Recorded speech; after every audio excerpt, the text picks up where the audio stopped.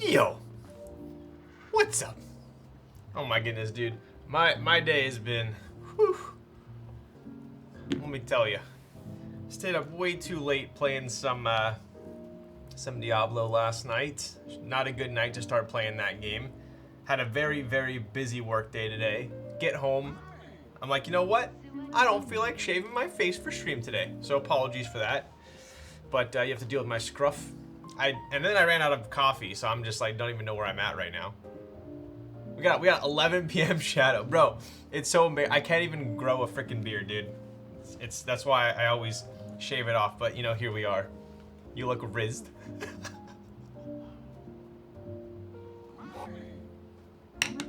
I don't even know what that means, but hopefully it's something good. Scruff fast can be appreciated. Yo, dude, it's bad. This is about as long as I let it get. And then it starts to be just annoying.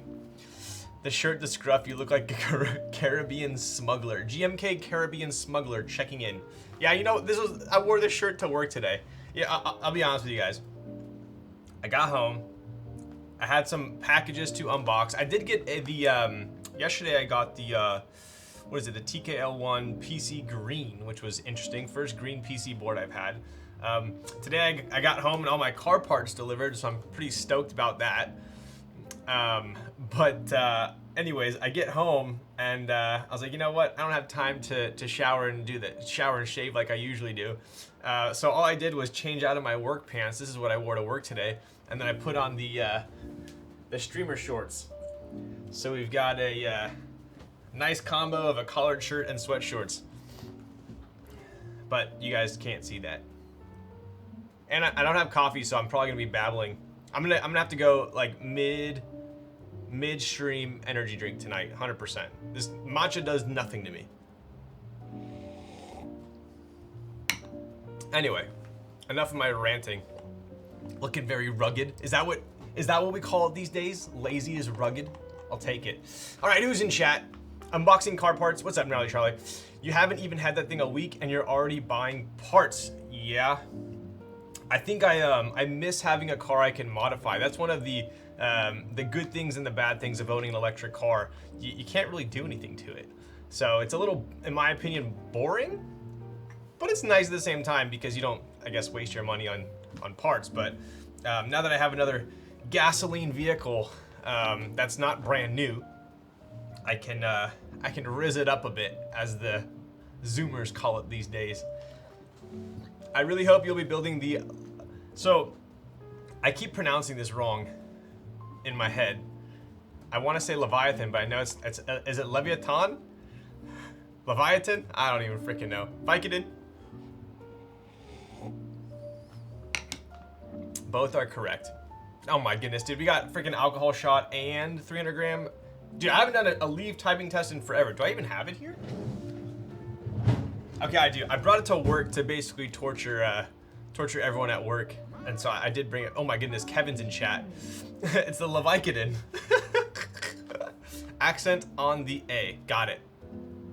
What's up, Kevin? Dude, it has been forever, bro. How you been? How's your tennis game? How's the backstroke? How's the net play? How the volleys? Car guy now, huh? Dude, I've always been a car guy.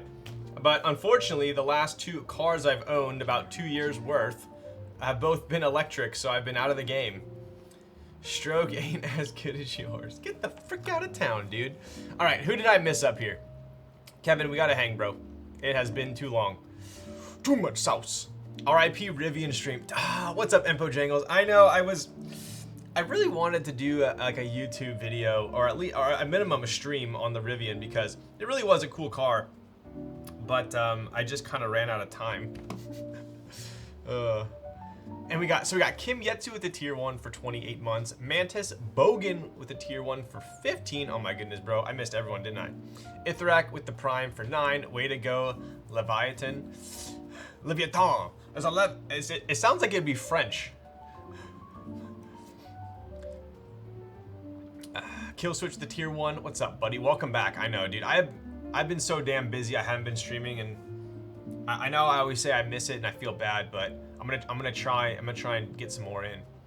Brian 1321 with a tier 1 for 8 months. Call 1-888-888 General now. Your boy Lols is building playlists. Yes, I am. All right, I think we're pretty much caught up. Oh my goodness, no, we're not. DJ Speedy Cake with the tier 1 and Wantagon with the tier 1. Oh my goodness, everyone's anniversaries today. Pot Kato with the anti-chair stream. Oh my god. All right, so please remind me that we are gonna do an alcohol shot, anti-chair, and a leaf typing test all at once, so I can just, you know, be most efficient as possible.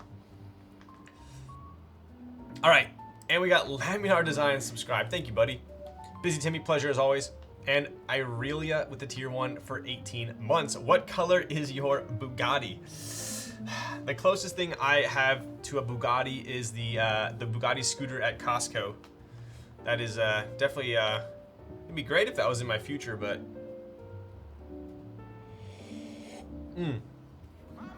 bro, this matcha is like I'm just drinking like Coke right now. It's not doing anything for me. Which class you running in Diablo? I heard Sorceress was the easiest to Source was the easiest to level, so I went Source. I also played Source D2 and D2 LOD quite a bit, so I figured I'd go that route. Leviathan, got it. Ryan is a man of many hobbies. Dude, I clearly can't even talk. What's up, Secret Myth? As I have gotten older in age, I've learned how to pick hobbies that don't drain my wallet as much. You know any cool scooter tricks? Dude, I did have a pretty sick Razor from Sharper Image back in the day. I always wanted the one with the front little like red coil shocks, but I never could get that one with the little tiny wheelie bar on the back. Got my walnut nest carrier. It looks so good on the desk. Yo, what's up, Arigato? We have the we got the black one here. This was from the prior drop. I love this black one as well. Grow a beard now? I don't know if you call this a beard, dude. I think I'd have to take at least 3 years to grow a beard. Kaze news? I don't want popcorn to freaking chop my head off, but we're pretty much there. Yeah. So I think we're a couple weeks out at this point. Extra Prius, what's up, buddy? Thank you for the tier 1. For 10 months, what's up, dude? What's up with you? Smells so good too. All right, I need to go get an energy drink because this thing is not doing it.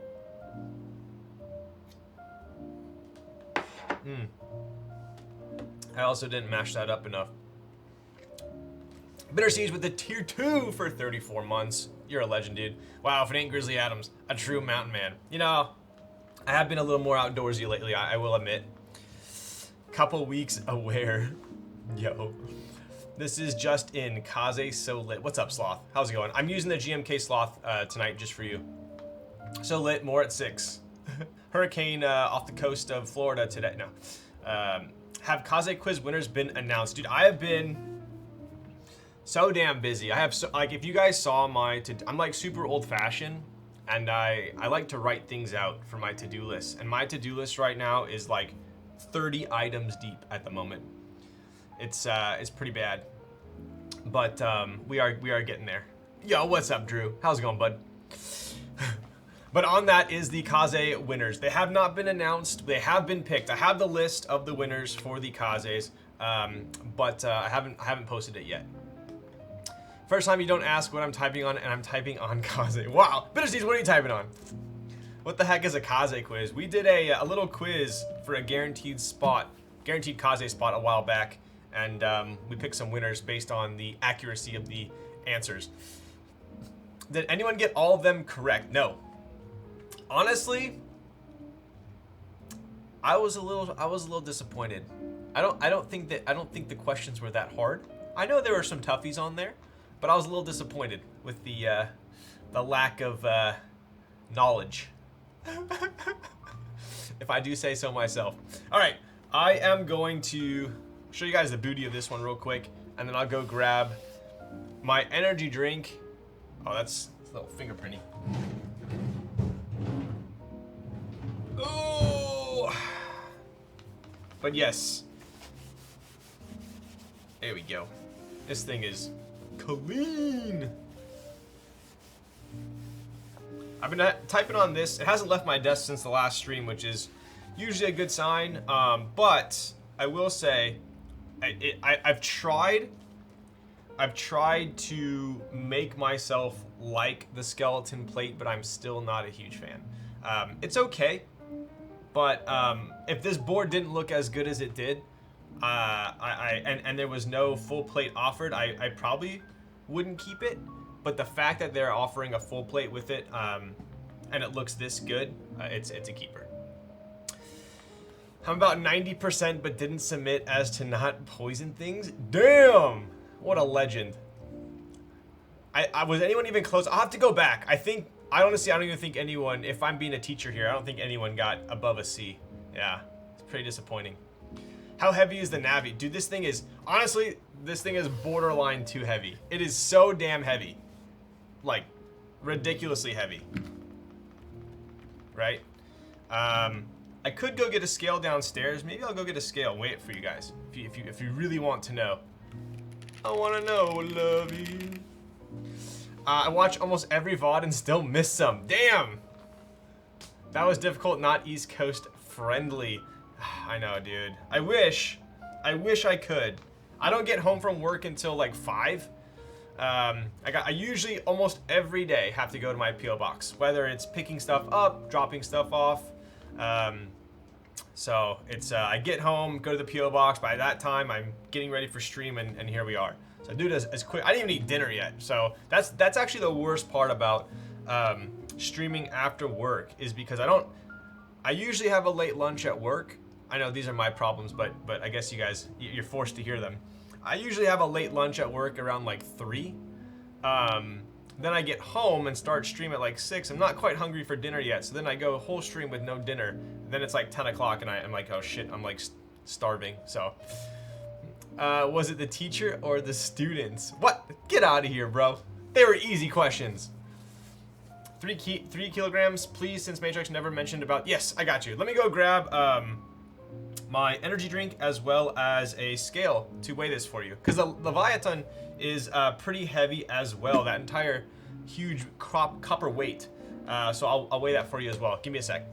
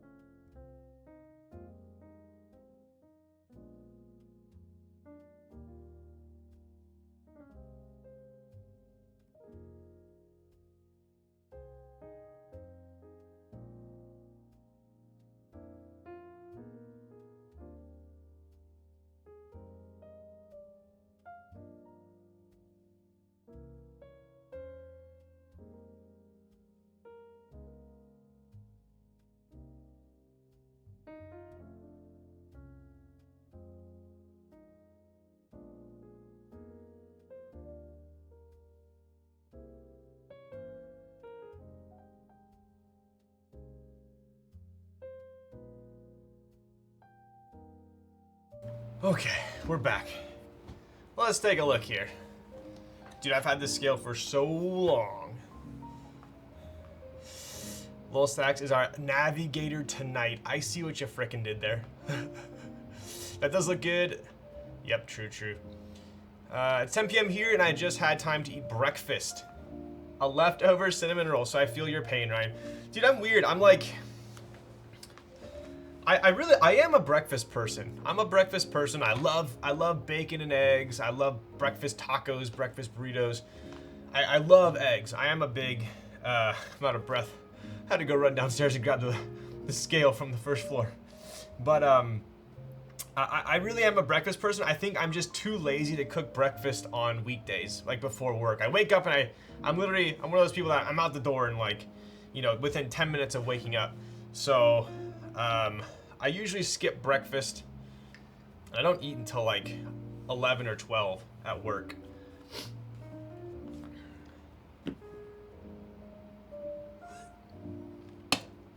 I end up eating too much granola.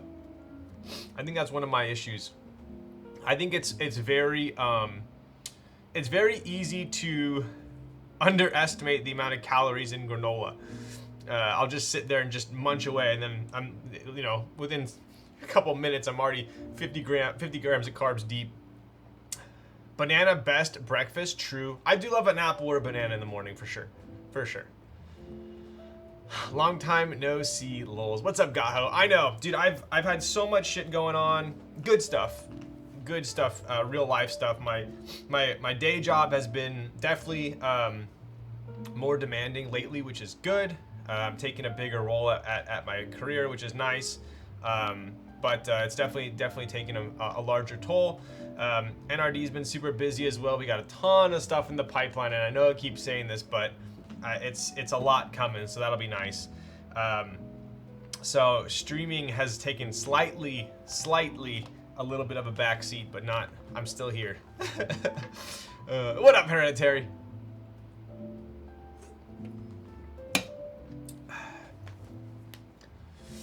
It's just sugar. Bro, the market's nuts. Yes, it is. It is. Yo, Rivian was up pretty fat today.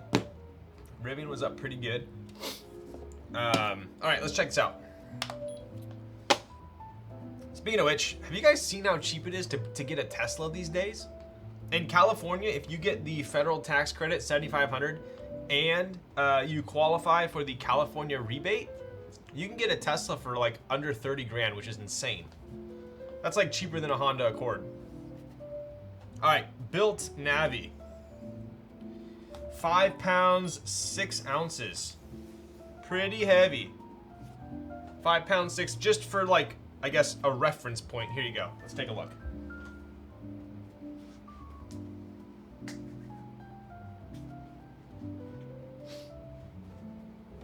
We have a built unicorn.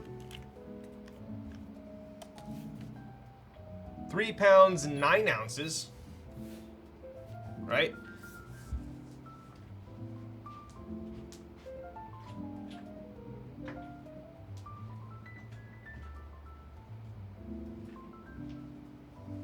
We've got a Noxery TKO. 5 pounds, 5 ounces. So these are actually about identical, right? And this one doesn't have the F-row.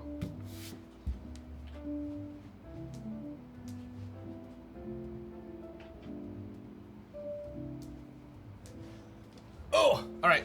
So hopefully that answers your question. I'll weigh the Leviathan later if you guys want me to as well.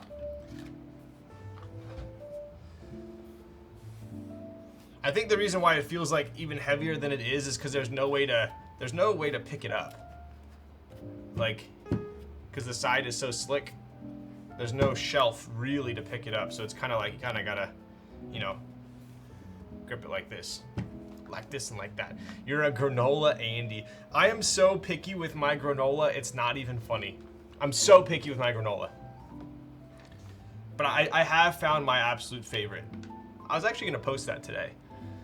Granola, yogurt, and a tablespoon of jam. I get a Harmless Harvest coconut yogurt. It's like no carbs, and it's so deceivingly filling. And then I put granola in that, and it's a pretty damn good breakfast. What's up, Matt? Ryan picky? Nah, I don't believe it. I'm not so picky with taste as I am ingredients for my granola. Very picky about the quality. Can't wait for more car content. Yeah, okay, so here's the thing.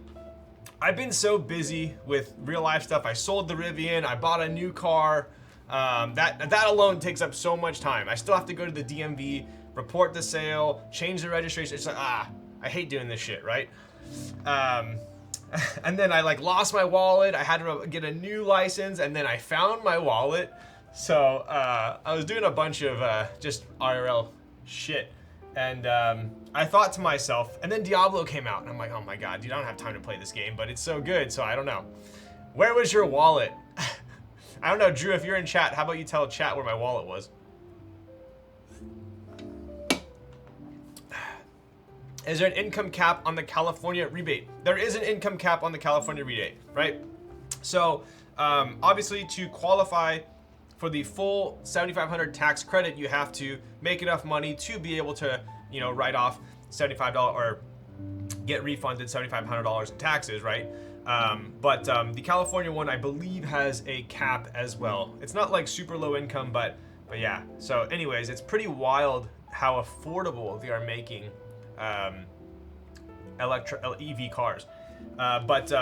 Long story short, I don't think Drew's in here. I went to Cars and Coffee with Drew, and I left my wallet in his car, and that was the last time I remember having it. And I asked him, I was like, did I leave my wallet in your car? He's like, no, dude, it's not here anywhere. And I was like, really? He's like, yeah, dude, it's not here. So I searched and I searched and I searched, and then finally I was like, all right, I give up. Like, I'm not one to ever lose my wallet. I'm pretty good about that shit. I don't even know if I've ever, knock on wood, lost my wallet before. And so I canceled all my cards. I applied for a replacement registration or license. And then he was cleaning out his car like the other day, and he found it. And I was like, dude, are you freaking serious, bro?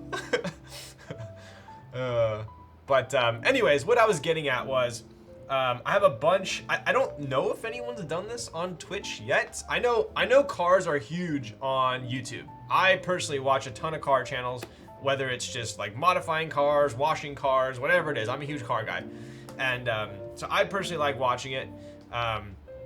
I don't know if anyone really like modifies cars or washes cars, car content stuff on Twitch. I personally think it'd be cool. I don't know if anyone would watch it, but like for instance, just for perspective, I was thinking about doing like wash detailing tutorials, as well as like for instance, there's a couple things I got a Porsche, and there's a couple things I want to modify. And I was like, you know what, I could pay someone to do this, but I think I could do it myself. And so I think it'd be a lot more fun if I streamed modifying the car. So I don't know. What do you guys think? I could definitely bring the setup down there. I watched it on YouTube. Yo, what's up, Upas? What are your grail cars? Dude, it's so hard, man. It's so hard because back in the day, there were only like a few like hypercars, right? What's your favorite car? F40. I mean, to this day, it probably hasn't really changed, but I feel like it needs to be like segmented now. Like, what's your favorite hypercar? What's your favorite supercar? What's your favorite, you know, car under 150? Dude, I just bought D4 on pre-order, still haven't fired it up, just too damn busy. I played last night from 12 to 2, and today I was a frickin' slug. I had a 2.5-hour meeting with a relatively big client, and I was just, you know, when you're like not fully on, kind of how I am right now because I haven't had my coffee. You're like half a millisecond slow on everything. That's kind of how I was, and I was like, yeah, it's because if I get under 8 hours sleep, I'm a completely different person the next day. I have to get 8 hours. Last night I got 7, and I felt it 100% today. So much so, you can probably hear, if I get under 8 hours sleep, this is how I'm sensitive. This is how sensitive I am. But if I get under 8 hours sleep, my nose is clogged, like almost the whole day. Like it's still a little bit clogged. That's 100% correlation. Happens to me every time. If I get between 6 and 7 hours sleep, I have a clogged nose, like the rest of the day. Still kind of clogged right now.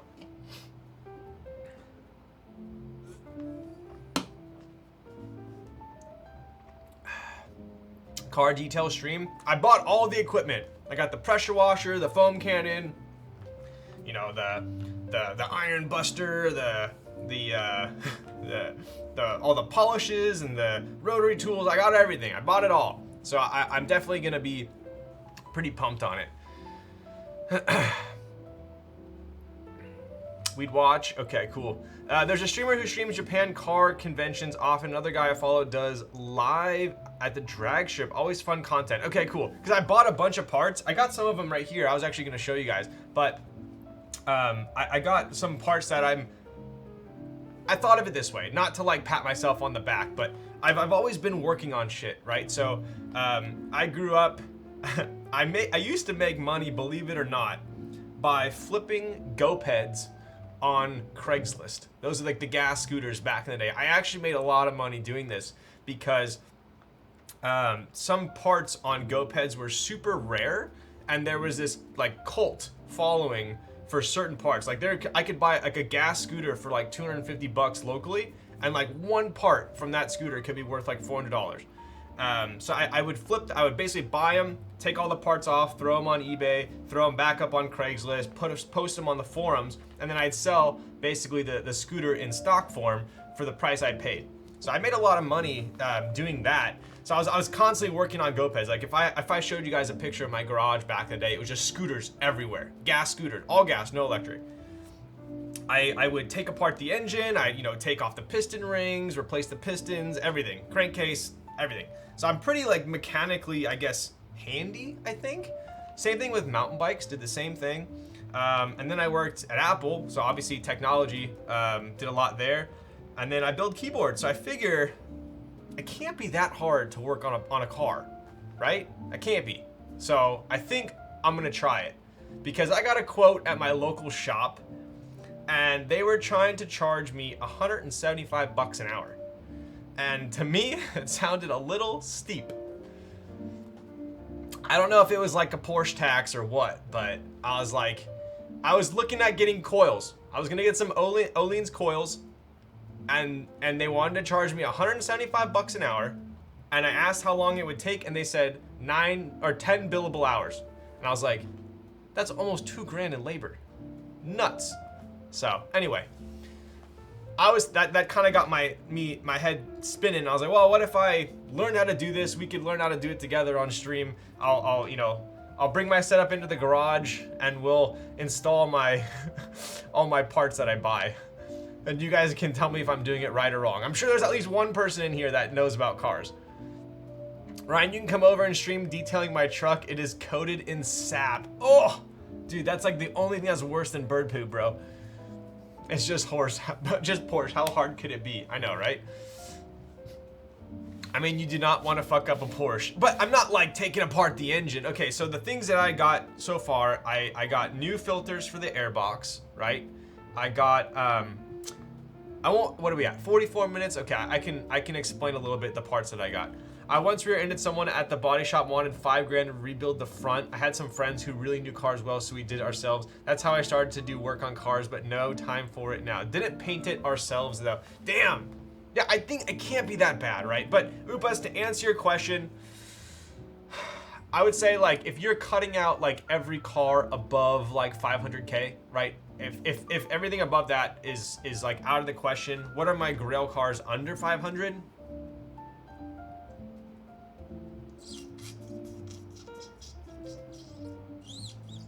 Honestly, dude, it's so tough.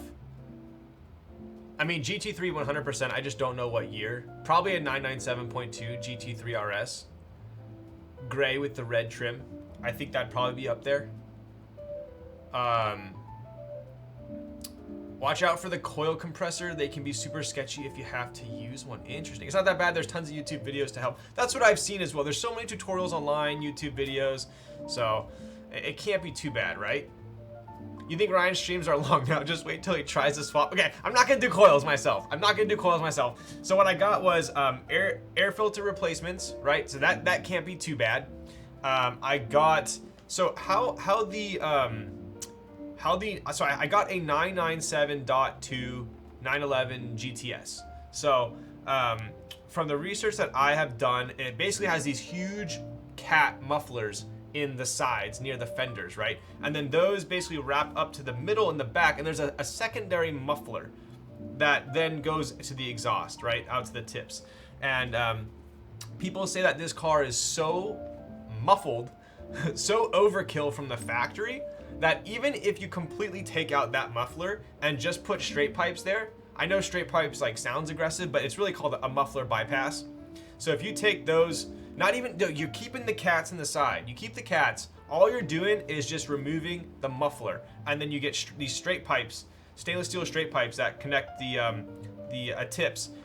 Even after doing all of that, it still passes smog. So that tells you right there that it's completely overkill, right? But what it does is it really opens up the exhaust, sounds a lot better. You get a little bit of horsepower. So that's what I'm gonna do. I bought the pipes already, they're in my garage. So I'm gonna swap out the filters to the stock ones. They're just, you know, one and dones, right? So I got some BMC oiled filters so I can clean them and stuff. So I got filters. I got the muffler bypass pipes, which I think I can do myself. And then the last thing I'm about to get was, and this is where I was torn because all of my, you know, track buddies are telling me to go coilovers, but to me it's like I want to daily it, and I think coils might be a little aggressive. Even though they've told me that if you get the road and track Oleans, they're pretty solid. The problem is, I know I'm ranting here, but I'm almost done talking about cars.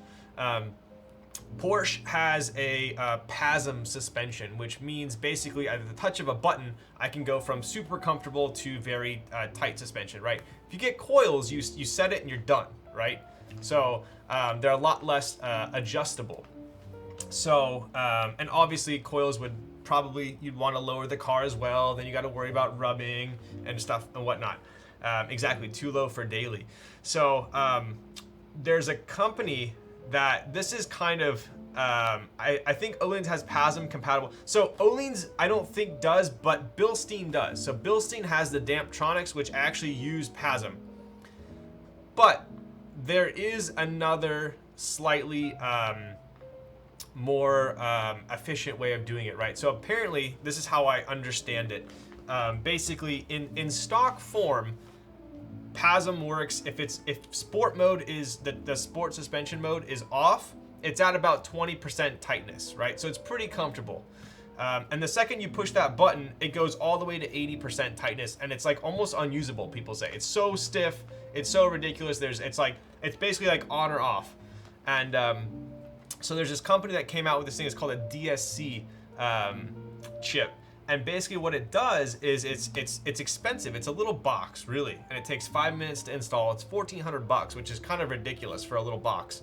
But what it does is it's software that basically, instead of being 20 or 80, you can go all the way down to 5 and all the way up to 90.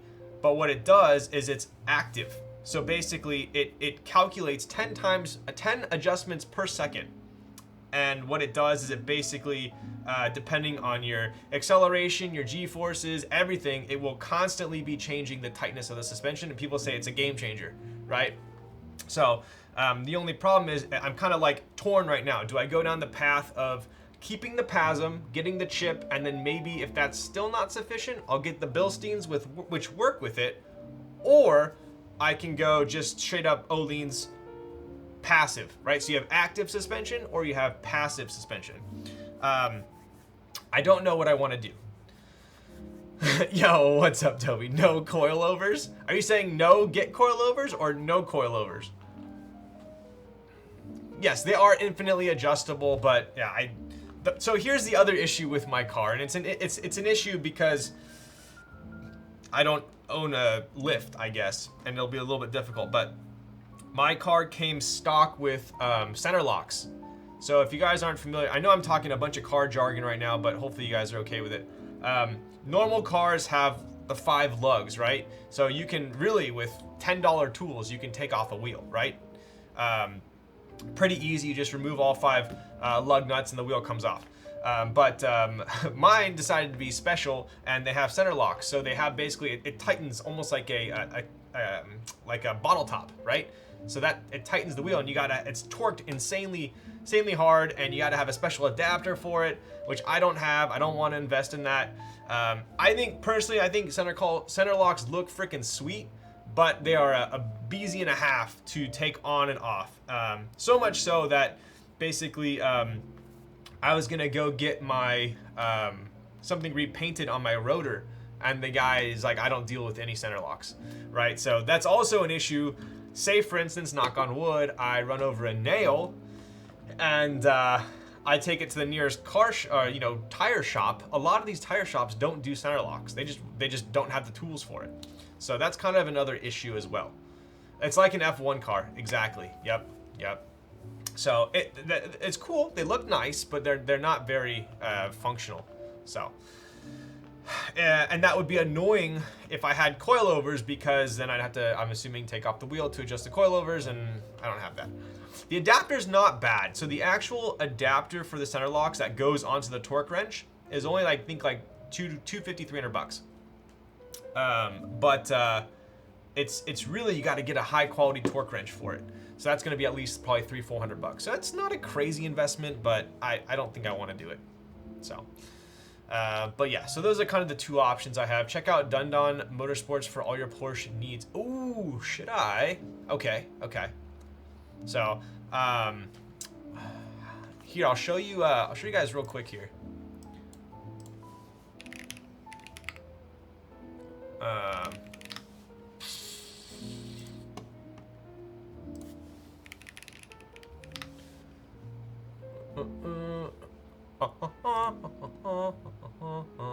What are we at? All right, 57 minutes. We're almost there, chat.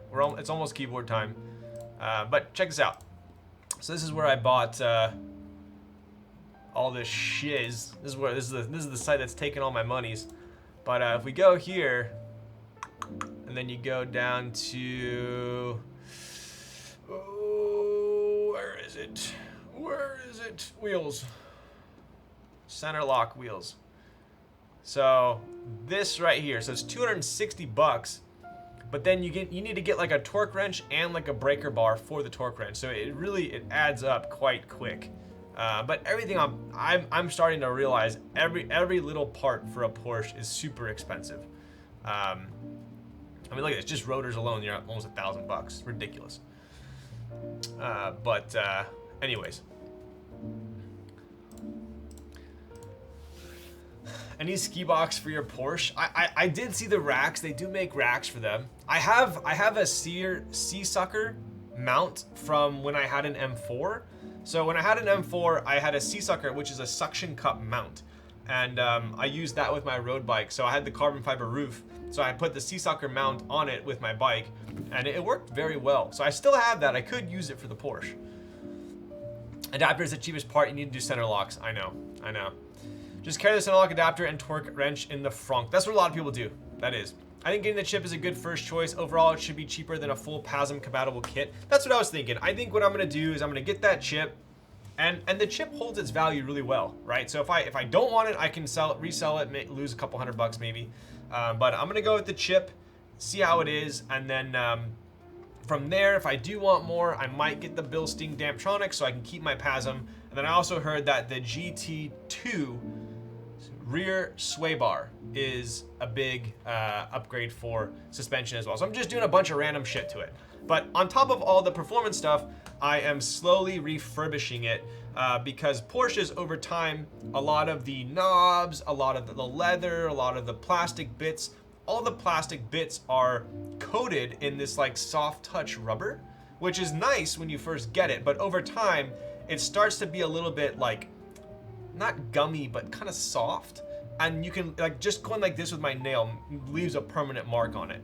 So a lot of that soft touch stuff I've been replacing. The car's in great shape. Like, it was for sure babied, but I'm just being like super OCD about it. If you end up buying a torque wrench, CDI is the OEM for Snap-on and quite a bitch cheaper. Yo, never smile. You're gonna have to link me that. Sticky, exactly. Starting to sound like a money pit. But that's the thing. I didn't have to put anything into it, but I want to. Feels like Fuck's wheel hub fits in 997 the best. Ooh, interesting. Okay. My beamers are suffering from the interior rubber trim. Yeah, yep. I had an E46 M3 back in the day, and all of the trim on the, I took great care of it. But the trim on the door handles just was cracking and peeling, and it's like just kind of happens. It comes with the territory, right? So I'll just show you guys some like quick things I got. It's nothing crazy, but I'll take 5 minutes. This is like the little unboxing I got. Oh.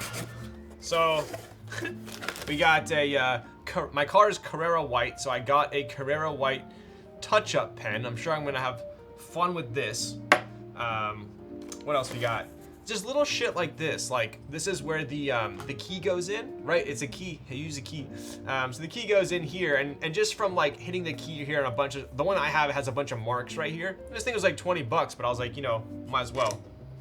I got a phone mount, which is kind of cool. So this is actually gonna mount. I think it's a magnetic phone mount, which is cool. It's just little shit, right? So these are actually pretty dope. I got these for the center locks. So I got black. Like these things alone, I think are like, this was like, I think they're like 40 or 50 bucks each. So this is like 150 bucks or something ridiculous. But I did get these black emblems because I did order the GT3 RS black center locks. So I'm gonna be putting those on because it normally comes with these gray ones and they're kind of a little washed out right now. So I'm getting the black center locks and then the black logo, so it's gonna look pretty spicy, I think. On top of that, of course, we had to get the valve stems to match. And what is this? I don't even know what this is. Did you just get a Porsche? I did. First one. BBS wheel. What the frick, dude? BBS wheels when? Dude. I do think BBSs would be my first choice. They're just so damn expensive. Because Pilot Sport 4s are expensive. Like if I got new wheels and tires, dude, this is ridiculous, bro. Jesus, what is this? Oh, this is part of the phone mount. Okay. So kind of just the phone sticks to this. Got it. What else we got here? Oh, so the stock license plate lights are like the yellow kind of halogen lights, which look a little bit dated. So I ended up getting these LED ones. So now they'll be white, like all the newer cars on the road. So that's nice. This like, I literally, like I spent like $2,000 and all I got was like, I was like, what did I even get for $2,000? Like these were like 100 bucks. Like I got like nothing. My floor mats, I got new floor mats just because I wanted to get new ones. I didn't want like, I don't know, who knows what's on the floor mats of a used car, right? So I did get new floor mats. Maybe, you know what? Maybe this will be my desk mat. Should we use this for my desk mat for today? Wait, that'd actually be kind of sick. This is my desk mat for the day. Yeah, we're gonna do that. Dude, oh my god, it only feels a little bit bigger. This would actually be a sick desk mat. Wow, no one steal my idea, please. I bet you this has great acoustic properties as well. This will be the new acoustic pad. But bro, I think just like 2 freaking floor mats was like 200 bucks. Stupid. Porsche X NRD desk mats, dude. Honestly, look at this. We have the stitched seams on this one too. Nice, nice. How's the mouse? Ooh, mouse works. Mouse works. Where can I buy that? So you can buy this desk mat right now on Suncoast Porsche for the low price of $200. All right, and last but not least, this is gonna be a fun one to install. So, like I said, some trim gets faded and whatnot from the sun, and it's called a wiper cowl. So look at this thing. This thing's freaking huge, right? So this goes on the front of the car. Basically the windshield wipers sit right here. And then obviously they spray that. So this kind of sits in between the windshield and the hood. And the one I have on it right now is like super sun faded. It's like almost like, okay, it's not like tie-dye, but it's pretty bad. So I did get a new wiper cowl is what this is called. So right, so the tube's gonna go through there and that sprays the window washing fluid, right? So this I'm actually pumped about, and believe it or not, this was only 150 bucks, which is crazy considering everything else, how much everything else is. So this is one that will be fun to install. I don't think it's gonna be too bad. I don't think a lot of people can afford to steal your ID. That is true. That is true. When are the engine modification stream happening? I don't know. Should I do it? What do you guys think? Would people watch it? I do want to install those, the muffler bypass. I do want to do that soon.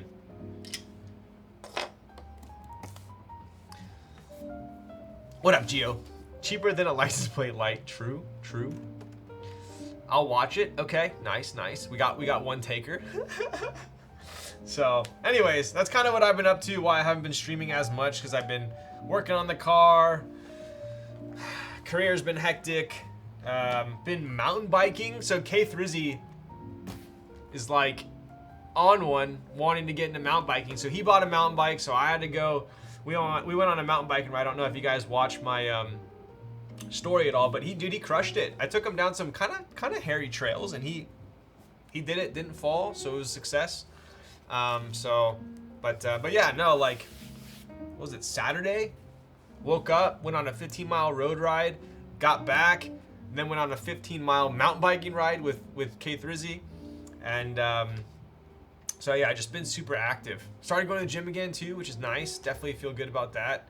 So, do you have a car lift? I don't. I wish I did. So I'm either gonna have to jack it up, or I'm gonna have to get those like little like ramp ups, you know?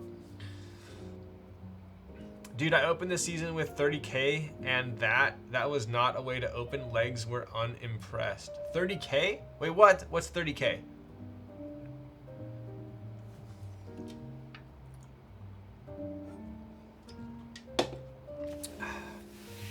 Buy quick jacks. Okay, so you guys gotta help me. I haven't worked on a car in forever. Oh, miles. Damn. Oh, kilometers. Nice. Wait, Gio, do you road bike? What? I hadn't biked since last year. Damn, dude.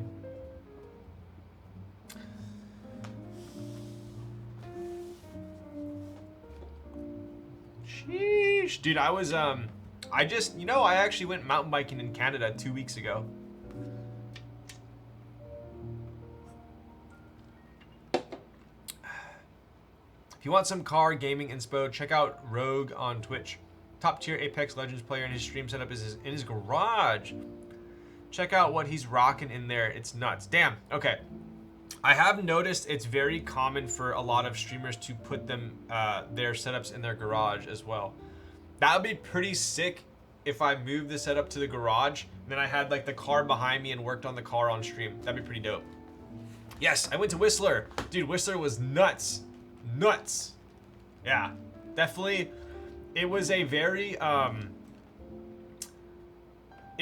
humbling experience, I'll say, because I view myself as a pretty advanced, skilled rider, and when I went to Whistler, I was like, oh, okay, I see. This is what real riding's like. Love Whistler, only been when snowing though. I'd love to go back when it's snowing. Car parts, yes, we just went through all the car parts other than my muffler bypass that is in the garage. I could have brought it up, but it's just kind of too big, stainless steel tubes. Was it the elevation? No, it was just, so I liked Whistler because they kind of group it into two different classes for downhill, right? So there is the like kind of like free ride, and then there is like technical. So picture like if you're snowboarding, you have like a double black diamond, but then you also have like the park side, right? So free ride is like park. You have the jumps, tabletops, ladders, drops, all that shit. And then the technical sections is very rocky, very technical shit downhill, like a double black diamond, right? I lean towards the technical stuff. I'm not as much into like, I'll do some jumps and stuff like that, some ladders, whatnot, but I would rather do technical stuff. So I like that Whistler, they actually, they grade it as like a green circle, blue square, black diamond, double black diamond, and but then they say whether it's free ride or technical. So I like that aspect. But no, just people out there are nuts, dude. They're nuts. Like, I just had people flying over me. I'm like, okay, I'm not gonna do that. So, anyways, okay, we have hit the 1 hour mark. So that means it is keyboard time. Enough talking about cars. No one cares about that. No. Okay, so let's go ahead and head over to Cannon Keys and show you guys what is crack-lacking, because we got to get this shit done before this energy drink wears off, because I don't have any coffee beans. All right, so we have the Leviathan 380. Knee-jerk reaction to that, I was like, oh, that's pretty affordable these days, right? Especially for a huge ass weight like this, right? So we have beige, we have gray. I was sent the beige. For sure the beige is an E-coat. Gray, let's see. I would assume it's also, it could be Anno. Maybe someone in chat could confirm. No coffee, dude. It was so bad. I had 8 grams left of beans, and I was like, I was almost as desperate to like, can I somehow make this into a shot? And I was like, and I gave up. Powder coat. Oh, interesting. Okay, so they're both powder coat. Got it. So these are both coated, powder coated, not e-coated. We have 3 different layout options. Obviously, you guys know me. Windkeyless is definitely my choice on almost every board. But we do have HHKB. This is going to be the symmetrical HHKB, right? So we can still use a normal spacebar there. And then we have the wind key. Gray is anodized. Oh, got it. All right, so we have powder coat beige, anodized gray. Interesting. $5 more for the powder coat.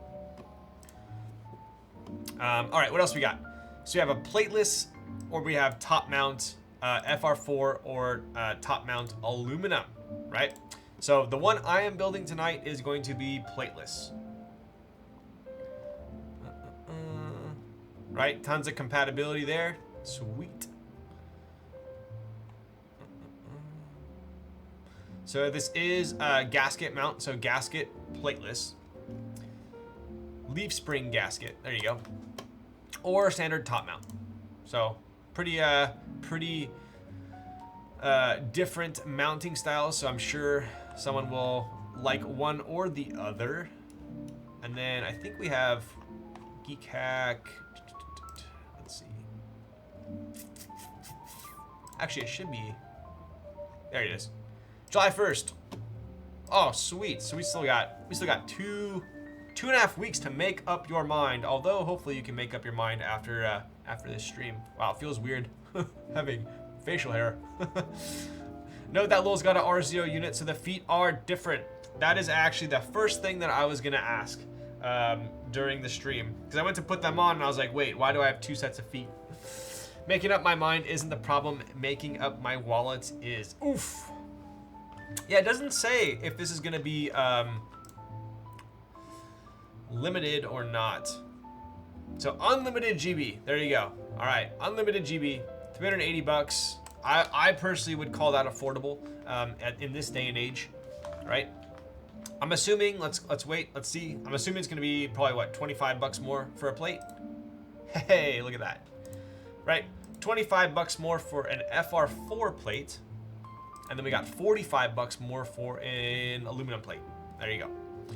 All right.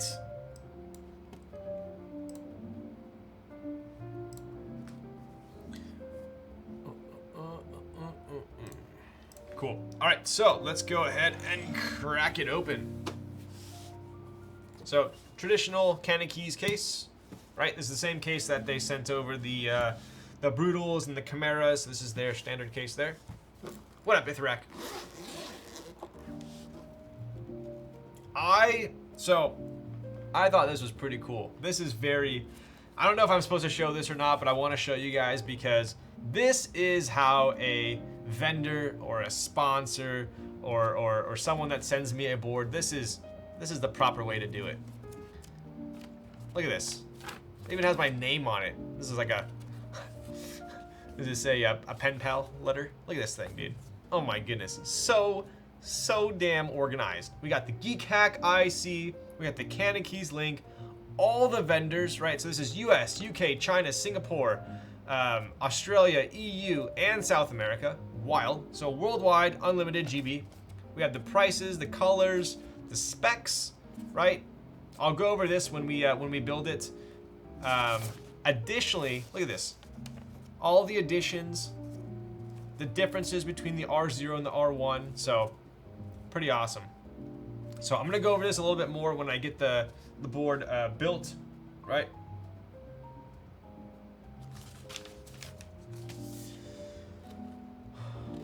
Taking the board out before the 2-hour mark. I know, I felt a little bit guilty talking about cars for so long, so we're gonna be a little more efficient. What's up, Nora? No, you did not. I have the winners selected, but I need to get with Raz on announcing it. So they have been selected. Also note that the base price is $375, but you can upgrade to get a top mount kit. Got it. Okay, got it. So it's $5 more for the top mount kit. But I would assume if you're getting the top mount kit.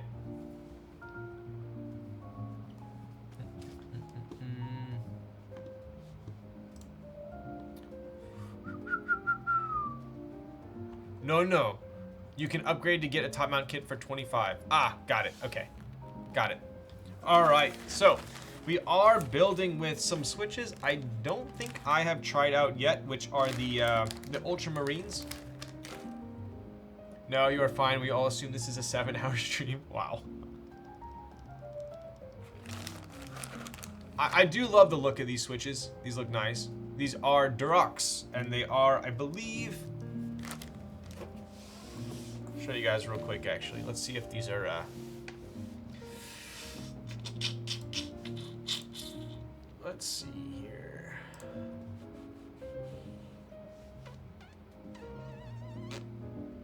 Shut up! Alright. Canon keys.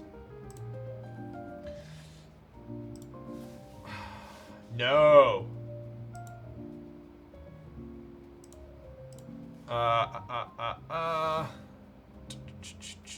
Ultramarine. There we go. Slick. All right, so these are in stock, 70, 90, 110. 65 gram bottom out. So these will be a little bit heavier than I am used to. But I'll be honest with you guys. I have been using the Rama ducks at work while I've... My poor Matrix Project F work keyboard has been sitting here unassembled. It probably thinks it did something wrong and it's in trouble. I'm rebuilding it, but I have a couple sponsored builds that I need to get done beforehand. So I've been using literally, I don't know, I brought it to work and then I didn't bring it home. And so I'm literally using, don't ask me why, but it's a Tiger Light 80 at work with Rama ducks. Yeah, I'm supposed to be the keyboard guy at work and that's what I'm using. But I've actually grown like to kind of be okay typing on the heavier springs. But Duroc, nylon, polyamide, P3 stem, pretty solid. So these would be cool. Super smooth.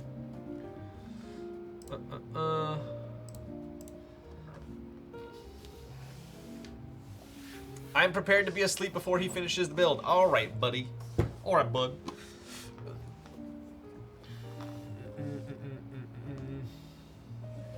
You can do either top mount with the top mount PCB, or you can do plateless. Oh, okay. So let's get this clarified here. So if you can't just add a plate, you have to actually use a top mount PCB, different PCB, correct?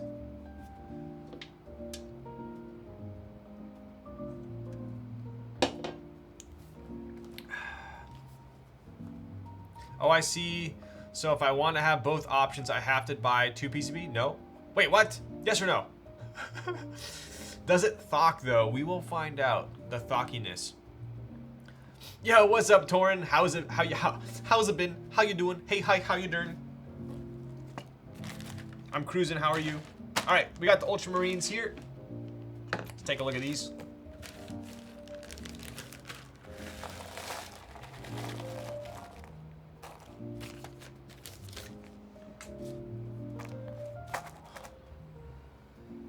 Pretty slick. I do like the color of these switches. Right. Okay, so you can use support plates to tune the plateless build. If you want max flex, then use it without any, a bit less. Just use palm half plate. The support plates just go over the PCB. Ah, okay, got it. Got some gaskets. Looks like this is using the Fly daughter board, which is that Snap daughter board. So I haven't built a keyboard with this yet, so it'll be fun to kind of check that out. I have already done the honors of pre-installing, pre-lubing, and pre-installing the stabilizers because I know that's your guys' favorite part. So we've already done that. These are the Gateron stabilizers. Pretty generic PCB, right? Nothing crazy. This is a similar PCB to most of the Cannon Keys boards that I've built. We do, however, have these leaf cuts on the tabs. Pretty cool, right? Pretty flexy, nothing too crazy. Holy, what's up, iPod rookie? Am I seeing right full shift? Oh, this was pre-coffee, pre-matcha. We gotta swap that actually. That should be enter. Oh, now that we have our energy drink though, nothing's gonna stop me. I'm all the way up.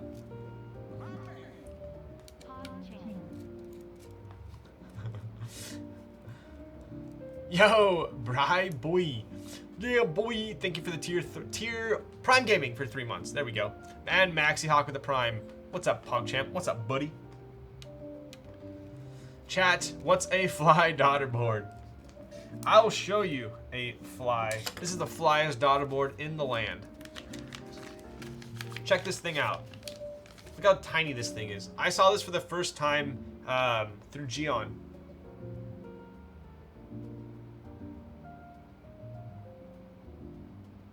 Super tiny, right? But the cool thing about this is that it's got that snap connector, right? So instead of having a traditional JST, we actually have a snap to connector. So this is actually going to go. JST would normally be like this, and you're going to have to kind of, I would say with moderate force, push it in, right? This one, you actually just lay it on top and you snap it just like that. That way, if it comes, if there's any force or whatnot, it's not gonna rip off that JST. It'll just kind of take off the cable as well. So, pretty cool. Pretty fly for a white guy. He's getting a tattoo, yeah. He's getting ink done. He asked for a 13, but I threw a 21. All right. Thanks for explaining. You got it. Bougie AF. Yes.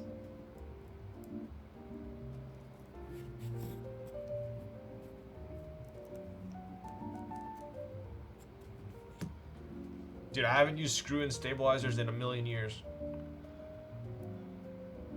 I think it's held onto the kit by flies. All right, dude.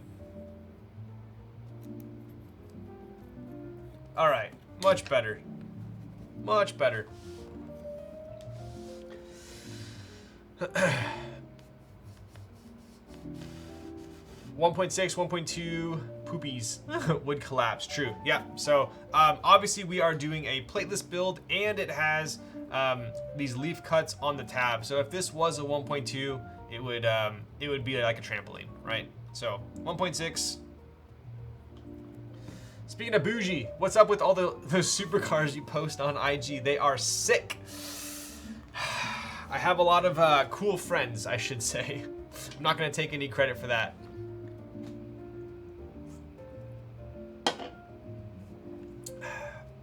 But it does feel good getting back into the car scene though. I've been out of it for quite some time.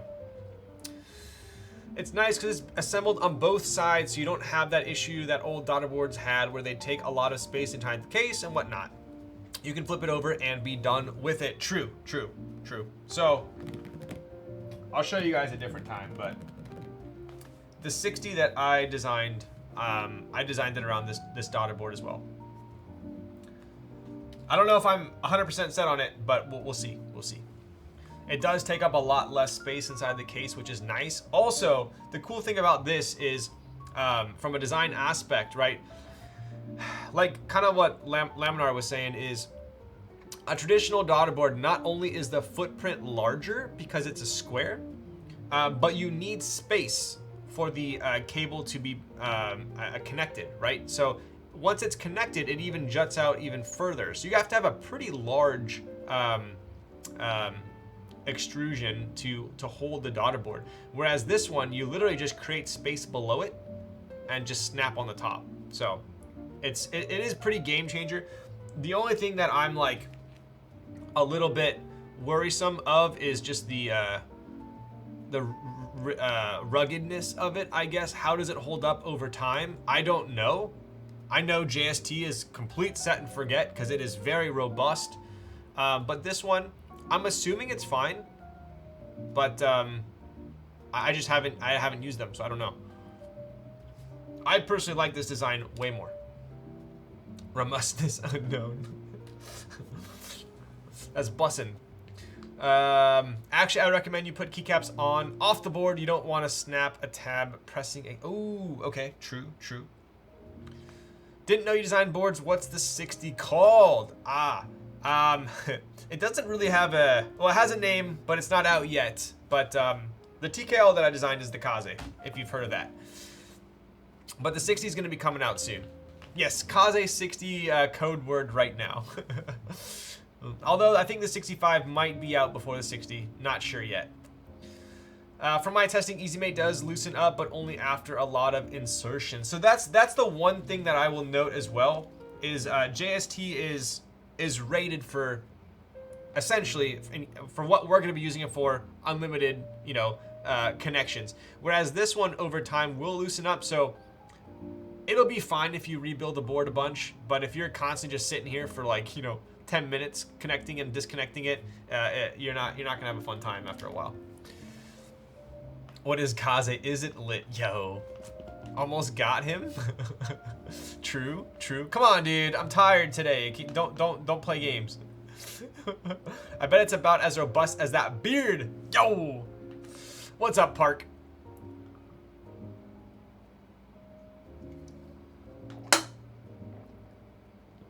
All right. We've got exactly 35 minutes for the matcha and the energy drink to run out, and my system to be like, oh wait, that wasn't coffee. Okay, so I'll show you guys. I'm not gonna be an a-hole and start building. I'll show you guys the board first. Desoldered a DZ 68 times and she's still trucking. Yo, let's go. I have definitely desoldered boards plenty of times, and they are still Gucci. 35 minutes early, I know, right? Hello, Sandy. Wait, are you even home? I heard my car leave. Did you take my car?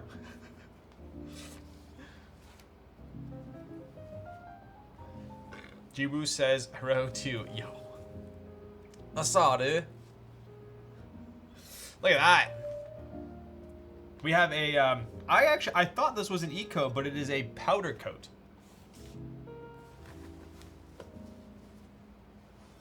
Oh my god, dude, this thing's so heavy. Oof. Oof. Oof. Beautiful, it looks more sand than beige. It does, and I'll get a little bit more into that in a second here. Let's go pop this, pop that. Who wants to watch a Pico EasyMate promo video? Wait, what? Your stories with that little guy are so cute. What little guy? Raz, what are you talking about? Is powder coating boards... Is powder coating boards in? Is the finish smooth, even? Yes, so I think that in the past, yo, what's up, cancers? I'm late. Did we already get the beach day Ryan joke? Wow, rude. This is, I actually wore this to work today. It was polo day today.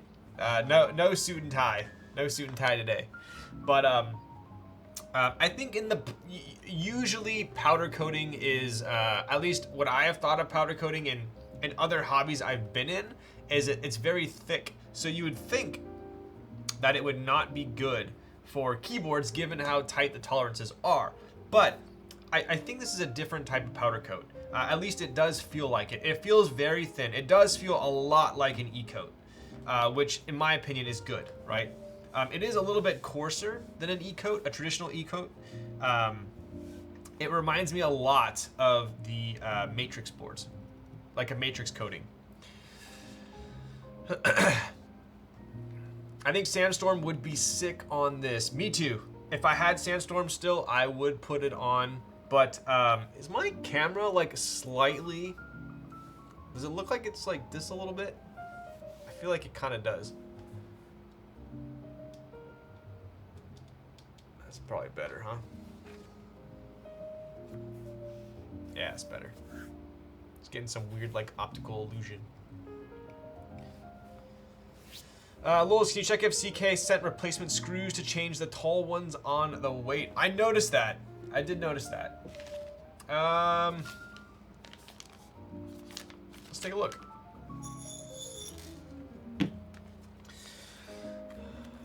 How durable is powder coat? Super durable. Super durable. I would say powder coat, in my opinion, would be the most durable as far as like being scratch resistant. I would say powder coat, then E-coat, then ano, at least from my experience. Yeah, usually like powder coating when it comes to like wheels or industrial items, it's a very thick coat, where this is not. I can just tell this is not super thick, right? So, but it is very similar to like the coating on the matrix boards. It's a little bit rougher, I would say, as far as like texture wise.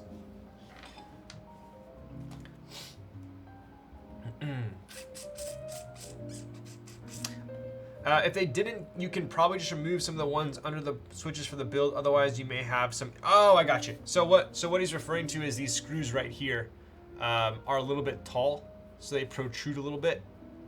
But I might have replacements here that I can check out. Polo and Crocs. Dude, I wish I was wearing my Crocs right now. I wish I was.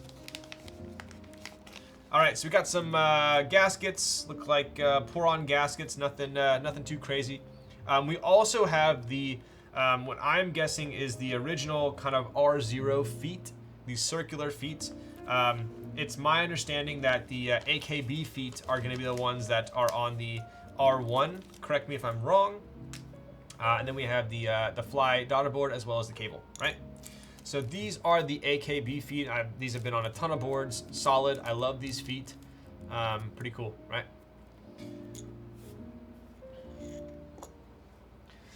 How does powder coat compare to Cerakote? Is it the same thing? It is different. Cerakote is much different than powder coat. Generally, I would venture to say Cerakote is thinner and more durable than powder coat. I would think.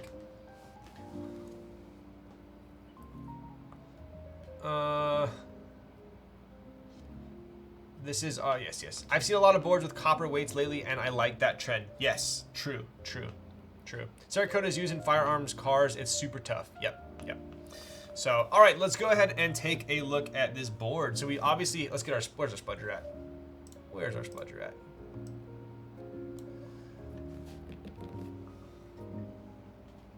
Is powder coat the same as E-coat? No, it's not. So this is where it gets a little bit confusing, right? So you have anodized, you have Cerakote, you have E-coat, which is electrophoresis, whatever coat. Electrophoresis coat.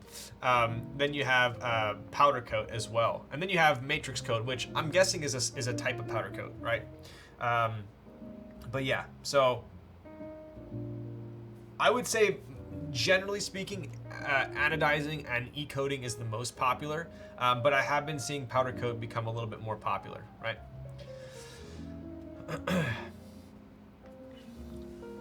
E-coat is liquid, powder is just a powder that has been baked onto the metal, yes. All right, so we do have, obviously, the wind keyless option, and then this is, let's pop this open real quick so I can get a...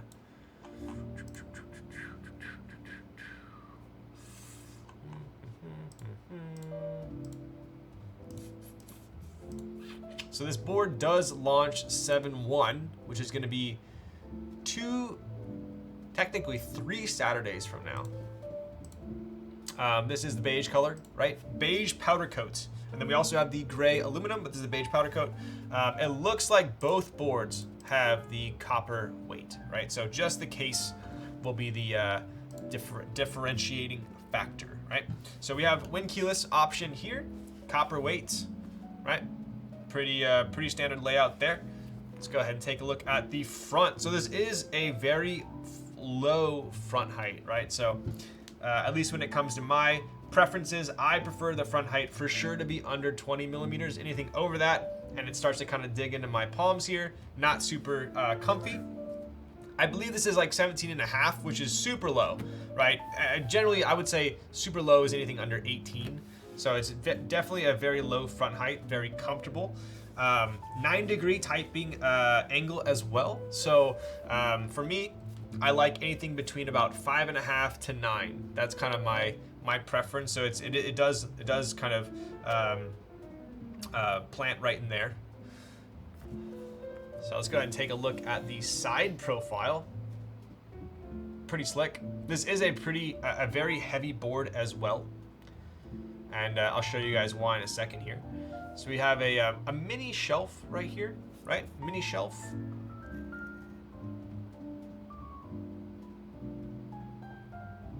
And what's interesting is that shelf is created not by the bottom case, but by the weight, right? Low front height plus high typing angle equals chef's kiss. Yes, yes. On to the back. Cancerous, what are you typing on? This thing's so heavy, it's like almost hard to hold up, right? Check out how low that daughter board is. Super low, pretty much as low as possible, right? Very nice. Low front height, nice typing angle, low daughter board. Those to me are 3 of the most important boxes to check. Once those are checked, then I'm like, okay, do I like the aesthetics of the board, right? And then the sound and whatnot. But to me, those 3 are very important before I even consider a board. Pretty cool.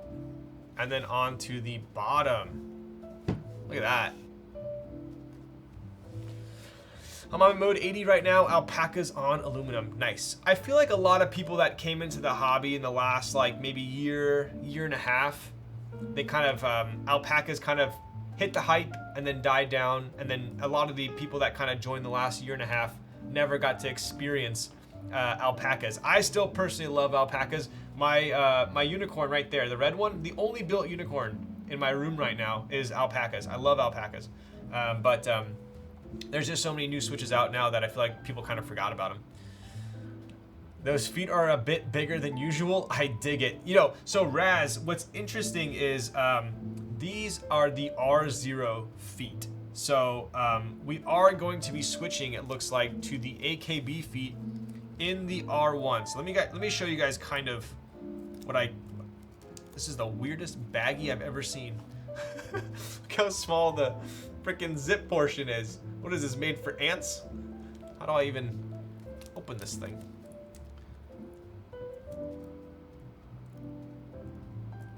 Can't do it. I need miniature hands for this. Hello? All right, dude.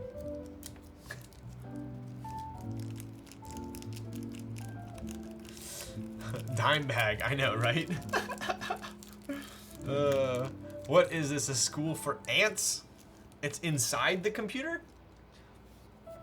Alpacas are somehow underrated. Yes, they were hyped up and now they're underrated. That seems to be the common trend in keyboards.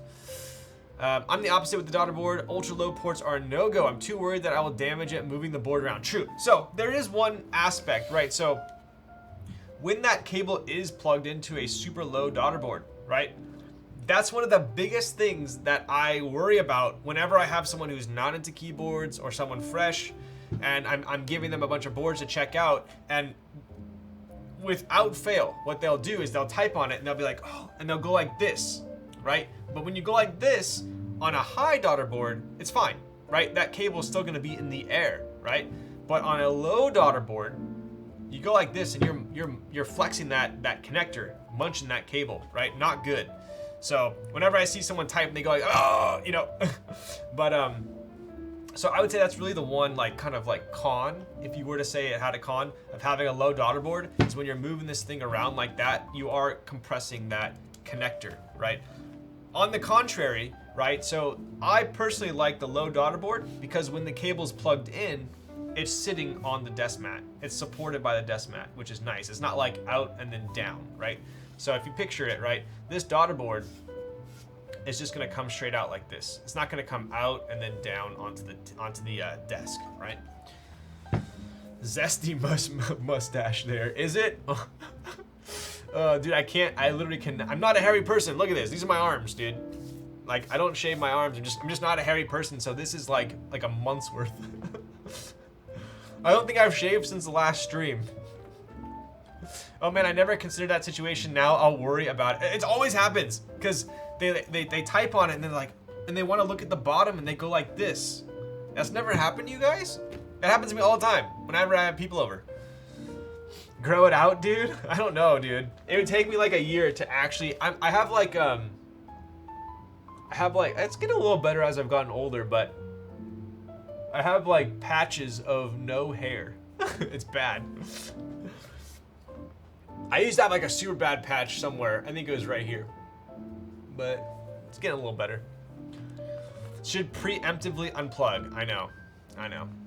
If you angle the daughter board parallel to the table, it's even better. True. Rock the patches you got, go full. Keanu has some, he's pretty patchy too, isn't he? Yeah, that is true. I guess if I want to go full Keanu, I gotta grow out my hair as well. I shaved my mustache because I cut it too short, forgetting I had a patch on the, oh, yikes. I've never had a long beard in my life. It just, I don't know, dude, it gets itchy.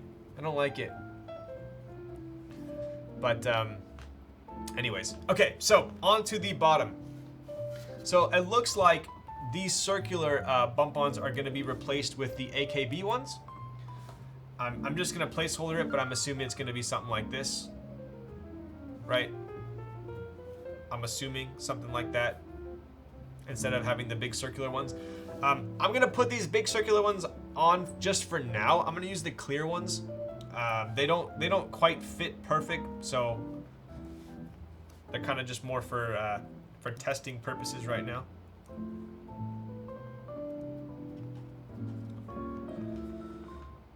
Is this the same color as the beige powder coat from R1? Yes, over them, almost exactly. Got it. No, ever so slightly different. Got it. Okay, so this is a little bit different than the R1. Is this darker or lighter?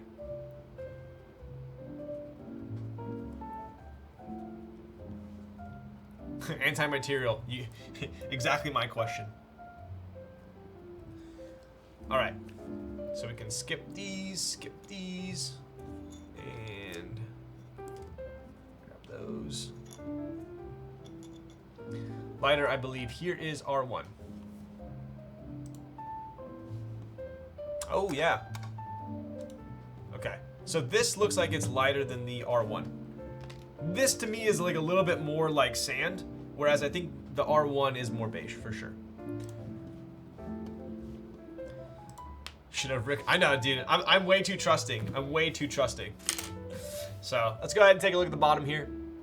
Right, very classy. We just have Leviathan at the bottom left. I do love this font as well. I'm super stickler for fonts, and this is quite nice. Very very detailed as well, right? But yeah, pretty cool. Obviously, the copper weight is taking up over half of the back, so this is a pretty hefty board. This is also not an internal fastening board, as you can see the screws on the outside there. One thing I will note that I personally think is nice is we don't have to take off the weight for the screws, right? Other designers might have like pushed this weight to the edge or something, and then we'd have to, you know, take off the weight, hides the screws. I personally like the look of screws. So you guys will see, at least on my boards, the Kaze, the 60, the 65, they're all gonna have external screws. I'm not a huge fan of internal fastening. I don't like the build process. I don't like, I personally, I like the industrial look of screws. So yeah, I'm a fan of that. Also, The screws are symmetrical, which is nice. I think it's odd when you have like, you know, screws on the bottom and then like the weight covers up like 2 of these, and then you only have these and they're not like fully symmetrical. Does the board have cutouts for the feet? It does. This one has circular cutouts for the feet, yeah. Otherwise, I would have just put the, I would have just put these ones on, but it would have been like, you know. Matrix enters chat. I know, right? I'm typically not a name on board guy, but this is a good execution. Right, exactly. I think Gian does best of both worlds with his feet hiding the fasteners. Yeah, Gian's I'd be okay with that. For me, a lot of boards that don't that hide the screws and are almost a little bit too bland on the bottom. Funny story, McMastercard bamboozled me with the dimensions of the feet. That is why they... Yes, I saw that. It's close enough, though. It's close enough.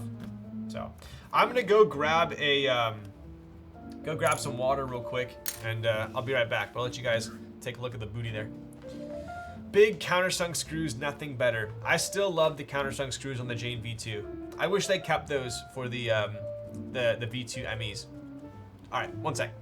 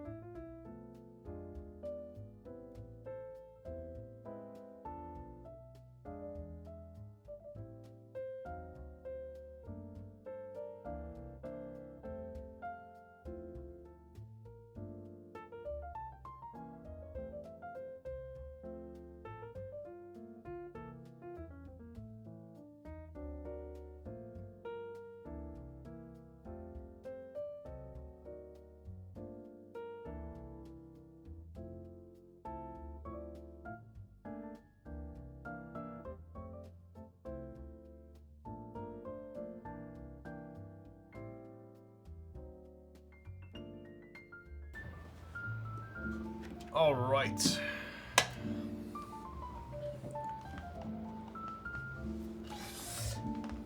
If you guys, I'm usually not like a big tea person, but if you've not tried this and you are a tea person, you must try it. It's so damn good. It's the peach liquid death bomb.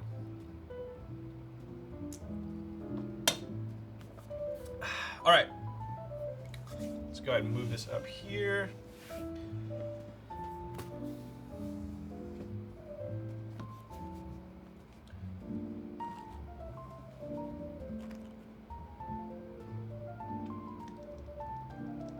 That stuff slaps. I'm drinking one right now. No way. Wait, the same flavor? I've tried all 3 flavors and this is my favorite. Did I say flavor it?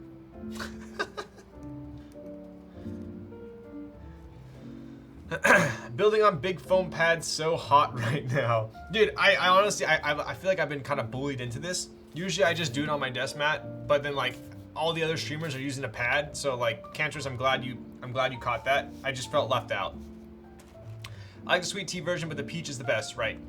Yo, what's up, Soru? So when's the it's funny because we did a couple rounds of like F&F for the Kaze. So technically the first, it's gonna be the first drop, and it's gonna be the only drop of Kaze, at least planned. So I think Popcorn is QCing the last of the batch to drop. So it should be soon here. If you use rough mats, they get scratched so easily. It's funny, I found the smooth ones get like snag super easy. Do you still have the Valorant I never had the Valorant one. I wish I did.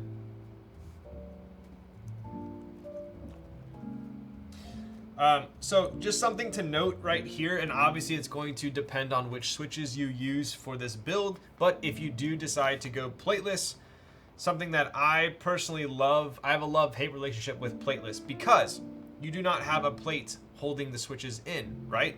So if we had switches that had legs, right? So the legs, these puppies right here next to the pins. So these legs, if these legs, some switches are bigger, smaller, right? Depends on the manufacturer, the run, whatever the case may be. Sometimes these the diameter of these is smaller, right? And then sometimes, depending on the PCB manufacturer, the corresponding leg holes might be larger, smaller, whatnot. So there's always kind of like a little bit of variation on both ends. And if it just so happens you get thin legs and big holes, it sucks because you go like this and they all just fall out. So I personally am grateful that this is going to be, hopefully, knock on wood, an easy build, because these legs, once I go like this and push in, it's tight. These aren't going to fall out. So when I flip the whole thing over to solder, I'm not going to have to do some, voodoo magic. I can just flip it over and solder, right? In my opinion, this is even easier than using a plate, because I don't even have to worry about them being clipped into a plate.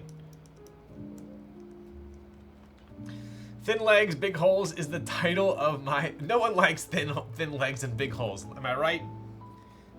Just makes for a terrible building experience.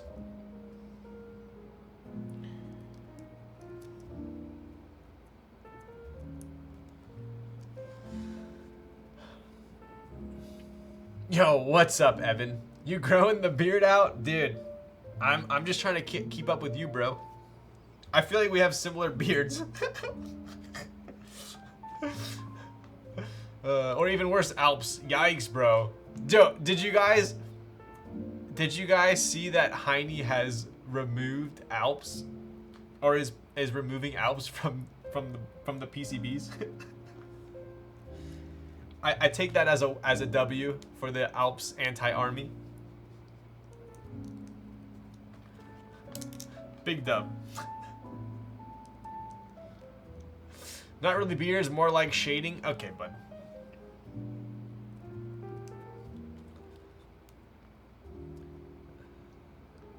We did it. We won Lulz effect in full force.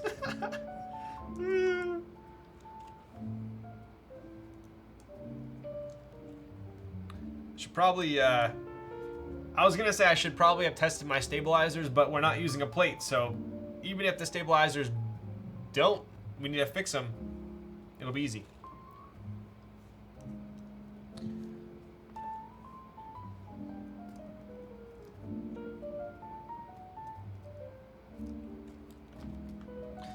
Building plateless with PE foam was a nightmare. Spent an hour, dude.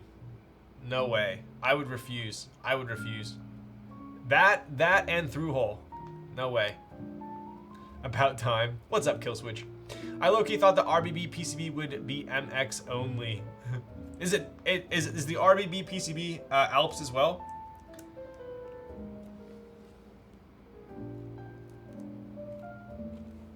Sounds way good though. Okay, all right. So it was worth it. It was worth it. I feel like it was. I feel like he left Alps on there, just out of not out of laziness, but just out of it was easier to leave it on than to redesign.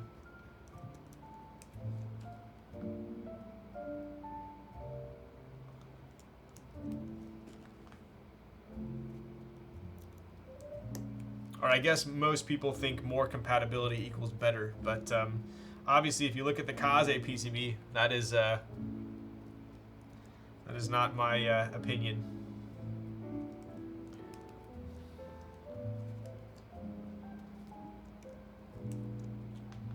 It was to spite us. I know, right? These are pretty snug fit.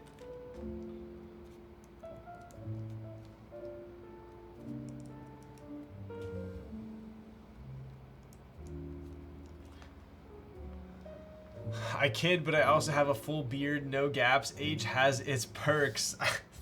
Nice, dude. Yeah, I think it's definitely my gaps in my beard have definitely grown in a little bit as I've matured and become more of a man.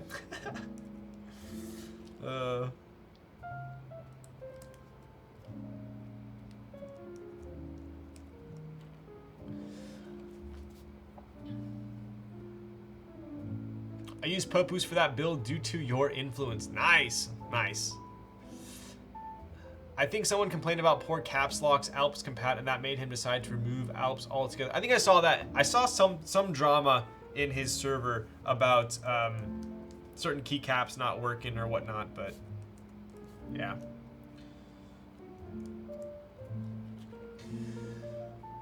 Do you throw out your GMK set boxes and put them in a container? I put them in a container, but I actually keep the boxes.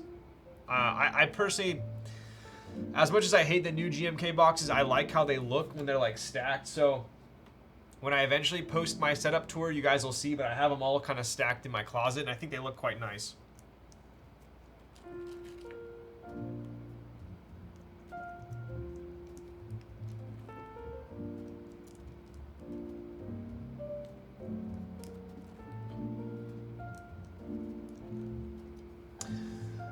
Alright, bro, thoughts on the GR86?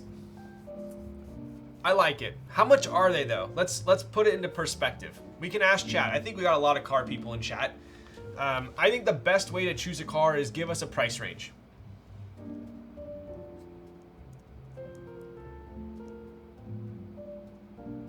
What is going on here?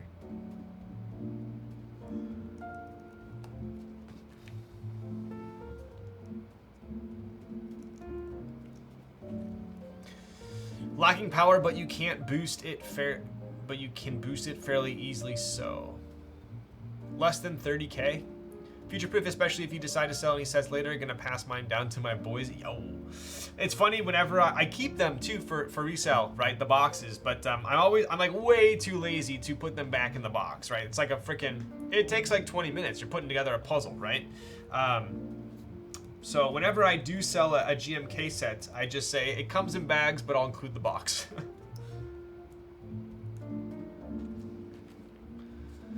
Have a VW Sport Wagon, that is great, nice. I love wagons. I was looking at the A4 all-road for quite some time.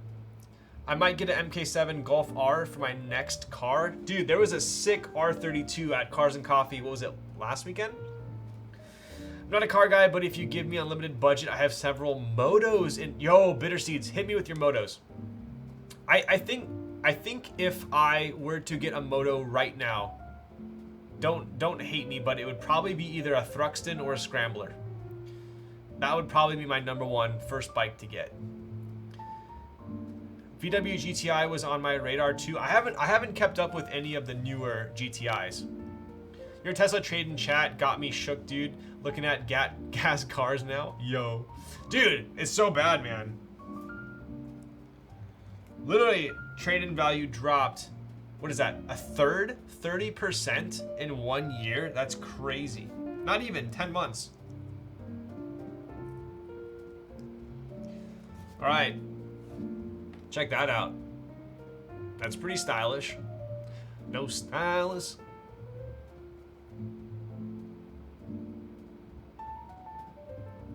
Get an RS6, man. Okay, so here is my take on the RS6.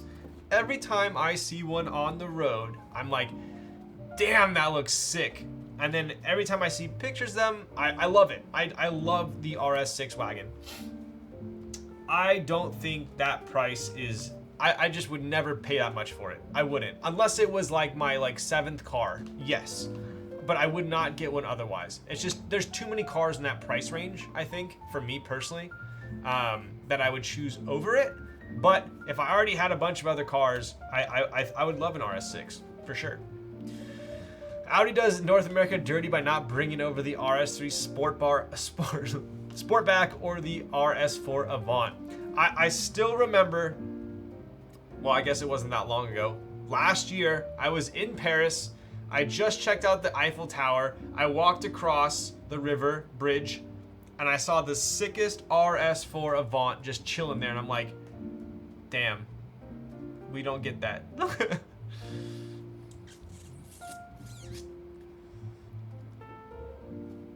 I have a Tiger XCA. I really want a Thruxton, miss my bonnet. Nice, you had a Bonneville, huh? But I really want a Tiger Sport. They stopped selling them in the States. I'd also get an Aprilia. Oh, nice. an Aprilia, sorry, RSV4, but I think I'd kill myself with it. It's worth the risk. Yo, link me to the Aprilia. True, fair. Polestar 3, wish I could trade in my 2 for it. Do you have a Polestar 2? I was checking those out.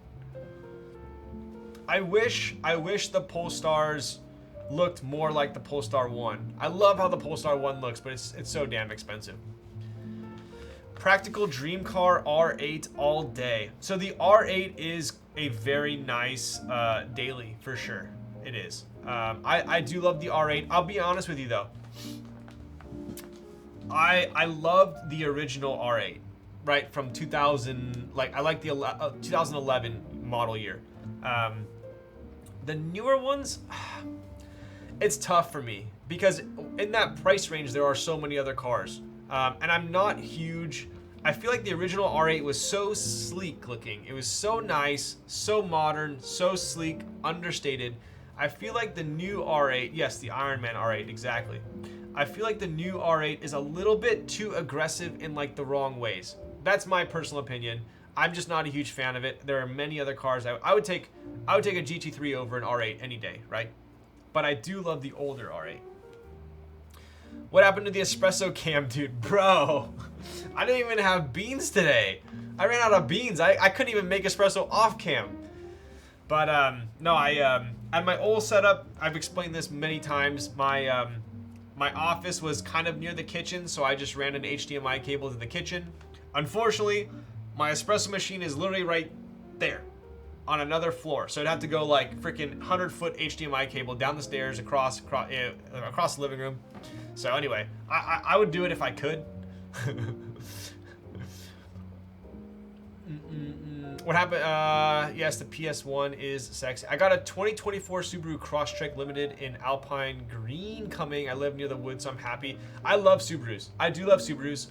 Crosstrek, the Outback, the new Outbacks are sick as well. I wish they still made like an STI Forester. That would be, I mean, another car we don't have. I think that would be such a hit. I really do. 944 Porsche with 2JZ. Yo, B6 RS4 Avant. Nice. I like the B8s. I miss the B8s. R8, gotta do the Mazda RX-8 rotary engine. So, my buddy in high school had a Mazda RX-8, and I drove it. It was actually a super fun car to drive because it didn't redline until like, what was it, like 9K. It was the weirdest car to drive. If I had Jay Leno money, I'd have his garage. Dude, he's got everything. He has got freaking everything. Oh, I didn't click on that link. Let's see. Damn, what CC is this thing, dude? 26K? Woo. They have like no info on this site. What CC is that? 217 horsepower? Oh my god, that's crazy. It's a leader bike. My buddy has an RX-7. My buddy has like a full, he's doing a full rebuild, full repaint, everything on his RX-7.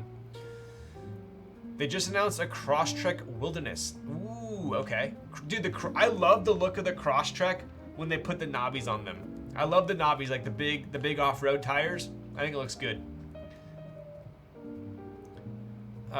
There's a nutty body kit for the RS6 wagon. Oof, what brand? I also really like the BMW Z3M. You guys saw that. Is that the new one that just came out? That looks like a clown shoe. An FD. Yes, he's got an FD. RX-7, go to though. You had me. You never had your car. Yo. Have you seen the GR Corolla? Dude, the GR Corolla is ridiculous, bro. It actually is legit, right? I miss the boxy Foresters. I still would love one of like, people take like that boxy Forester and then they'll buy a bunch of like JDM parts and convert it to an STI. I think those are sick. Here, I'll show you my buddy. I think he's got some pics. Let's see. You guys can all give him a follow. Let me see here. So he works at BBI. So that's why I was over at BBI checking out the cars and whatnot. But He's got a Mazda RX-7. Here you go. I guess this isn't doxing him because it's just an Instagram. But if you go to his Instagram, I went to high school with him actually, but he's got a, I think that's an FD, right? If you go to scroll down to like, he had a sick blue Evo as well. That was ridiculous.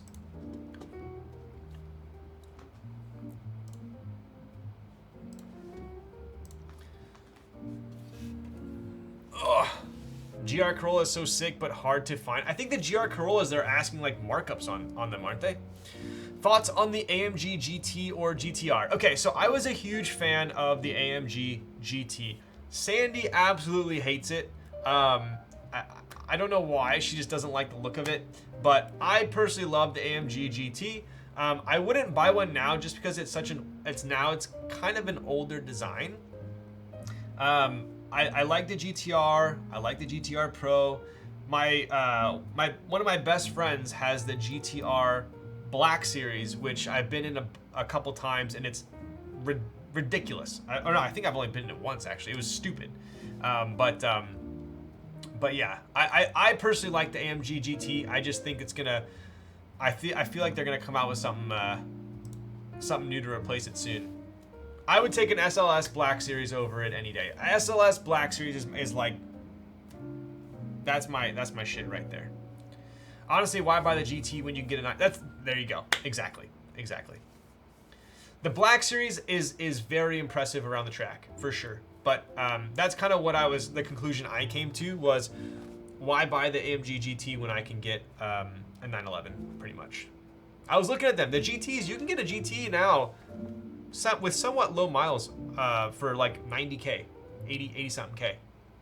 Not bad. They've come down quite a bit. LFAs are impossible to find for sure. I wouldn't mind picking up an old ISF. Give me a 2013 ISF with decently low miles. That'd be a sick car. Can't find them, but yeah. Your friend has money, dude. He's got so he's got the AMG GT Black Series. And he's also got the G-Wagon 4x4, which is pretty stupid also. GT3 RS. I only know one person that's getting the new GT3 RS. I only know one person out of like the people that I've hung out with. It's pretty hard to get right now. I almost forgot. I felt like this was a hot swap. We have to solder this still. My goodness gracious.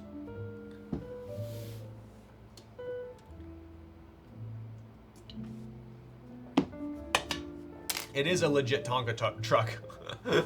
He's got the new G63, but then he got the prior 4x4, right?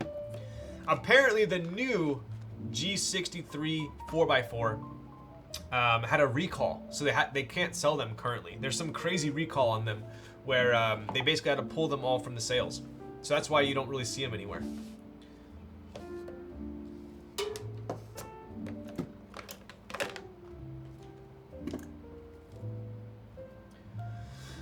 Was that Kaze side fender real in that Lambo? It was.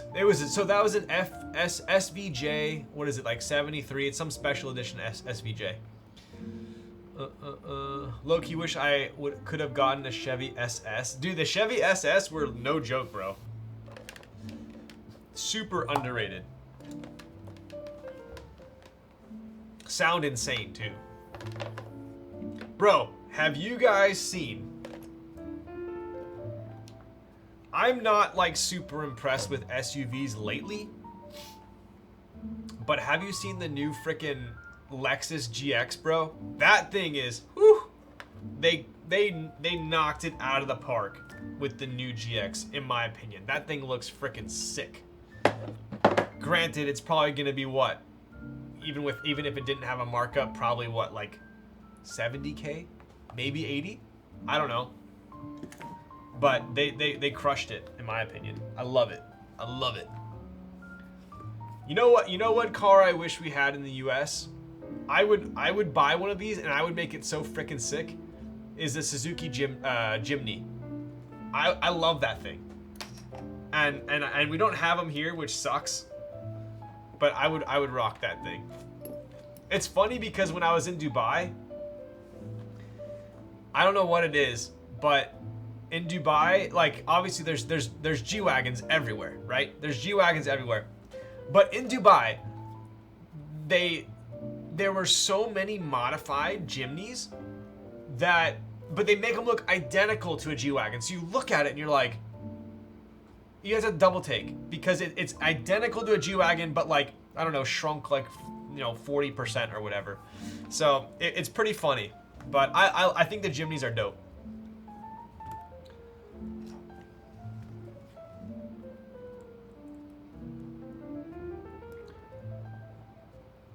Looks like an armored vehicle, right? A buddy of mine has a 1970 SS Chevelle, fire engine red. Oof. He's had it since we were in high... Damn! So he's never selling that thing. You better be first in line, dude.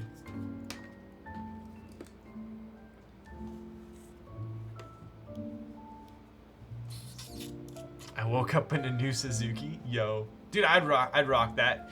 G-Wagon is a Wrangler. Jimneys are all over Japan. So there's this guy I follow on Instagram. I forgot his name, but if I had access to it, I'd grab it for you guys. He has like a desert tan Jimny, and he goes camping in it all the time, and it's the sickest like setup. Aren't they like really cheap? They're pretty affordable, right?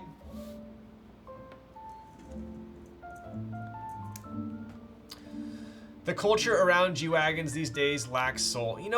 So what's interesting is I have a love-hate relationship with the G-Wagon. It's tough because everyone that I talk to, out of all my friends that own them, they absolutely love them. The new G-Wagons. The old ones didn't drive super well, but the new model, all of my friends that own one, they love it. And these are guys who have, Ferraris, McLarens, Lambos, whatever. They love their G-Wagons. But I don't know. I sometimes think like if I were in the market for one, is it too try hard? But at the same time, it does perform. It's luxurious, it performs, it's sick, it's built well. I'm torn on it. I'm torn. I feel like it would be like too try hard, but at the same time, do I care? I would buy it. I feel like a lot of people buy a G-Wagon because they care what people think. And so they think people will think that they're cool driving it, right? We can agree on that. I feel like I'm the complete opposite. I feel like I would want to buy the G-Wagon because I like it, but then I feel like people would think that I think I'm trying to be cool by buying it. Does that make sense? So it's like, it's the opposite, but it elicits the same reaction. Like, I feel like people are like, oh, sick G-Wagon, bro. You think you're cool, like, but I would buy it because I want it. But at the end of the day, it doesn't matter. You just don't care what people think, right?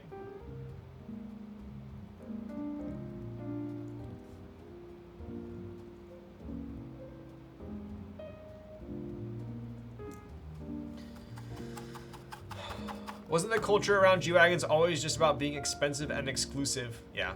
In the US, they're everywhere, at least where I live. Yeah. G-Wagons aren't even solid axles anymore. They have migrated to a luxury SUV, at least in NA. Yeah.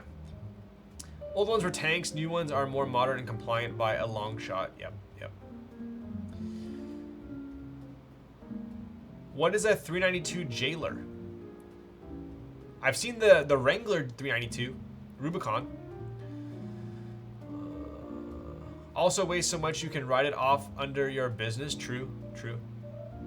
Ranges as well. G-Wagon is like a weird spot between luxury, performance, and off-road. I think it's a confused vehicle. True. It's a jack of all trades. All right, so here's the thing. Here's my hot take on the new Range Rovers. I always liked the Sport more than the, I guess we can just call it traditional Range Rover, right? Full size. I've been seeing the new Sports around town, and I'm not convinced. Now, a lot of cars these days that have come out, I'm not convinced, and then it grows on me. The new M3 was like that. I know people hate on the new M3. I still don't love the new M4, but the new M3 has grown on me. I personally think that the full size looks so damn sleek, so classy, but then the sport just kind of looks especially the back. There's just too much empty space, I feel like. Not enough character on the back. Maybe when they come out with the SV or something, it would be a little better, but yeah. Land Rover's 392 JLU. What does JLU stand for? The new Range Rovers look like minivans, right? Bro, they have 150 patents pending for that car. The stuff going on in that car is bonkers. Wait, which one? Oh, it's the chassis. Okay, so my dad has a Jeep Rubicon 392. I've driven it. I've driven it off-roading before. It's pretty ridiculous.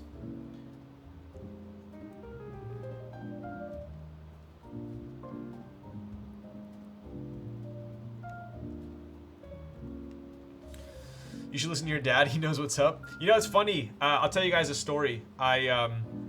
So we went out to Anza Borrego, right? Which is near, what is that? Kind of like San Diego, then inland. And we went off-roading and into like the slot canyons and stuff. And I took the Rivian and he took the Jeep 392 Rubicon. It's stupid, right? It's like 500 horsepower Hemi in a Jeep, but it's super capable. And it was funny. I think I might have told you guys this story before, but for most of the day he was in his Jeep and I'm in the Rivian, and I'm like, dude, the Rivian just crushes it, right? It's so capable, so smooth. Like it was almost like I wasn't off-roading. And then on the way back we switched cars, so I got into his Rubicon, he got into my Rivian, and I literally get into the Rubicon, I'm like, okay, this is actually off-roading. I'm like fishtailing everywhere. Like it was so much fun. Like I was a freaking go-kart, and like I'm like, you know, spinning my wheels. It was super dope. And then we get out, and I look at him, and he goes, "It didn't even feel like I was off. This is what you've been driving this whole time. It didn't even feel like I was off-road." So that's why the Rivian was good and bad. It was too good at off-road. It was almost kind of a little bit emotionless. Whereas when I was in the Jeep, it was actually like, all right, I'm having fun.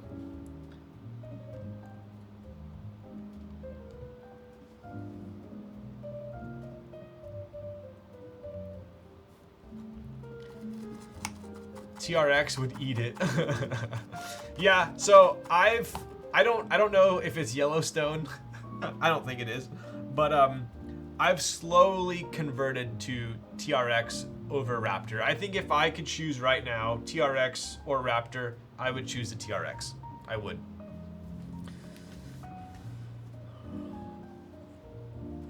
Raptor in mud is like nothing I've ever seen. True. Yo, later, Soru. Here in Utah, people don't mess around with their off-roading. Moab is Jeep Mecca of the world. Yes.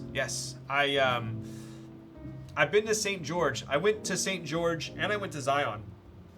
But I went to St. George for a mountain biking trip, actually.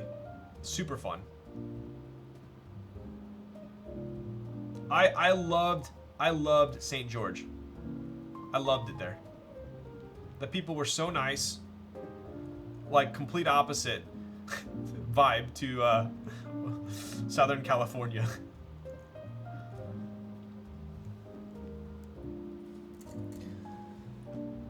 Would you say the TRX has more character, but the Raptor is more capable? I think so. I mean, don't get me wrong. I love the new Raptor. I do. I'm not a Raptor hater for sure. I would be happy with either. I just think the TRX is a little bit more unique. The new Tacoma, on the other hand, I can't wait to see those. They finally updated them after what? How many years? Like freaking 10 plus years of the same damn chassis. So I think the new Tacoma is gonna be pretty lit.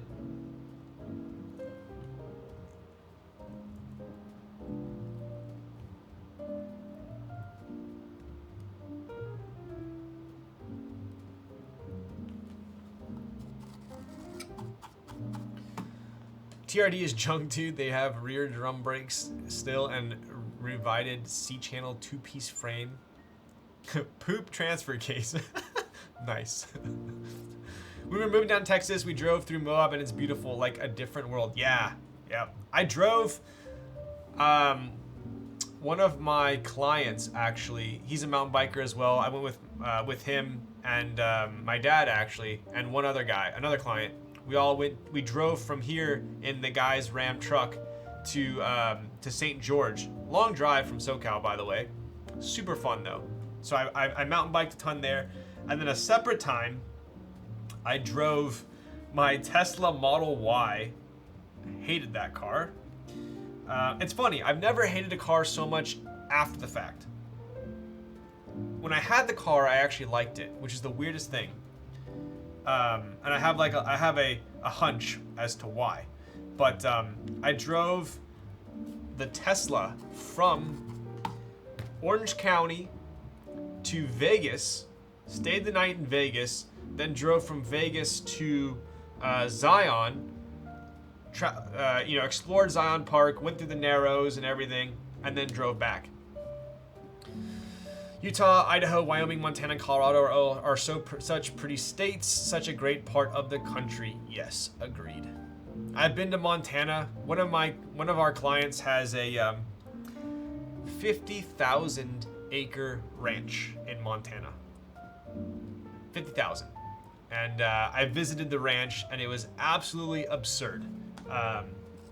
In Bozeman. So I loved Montana, super fun. Montana is so nice. I worked a ranch for a summer in high school. Nice.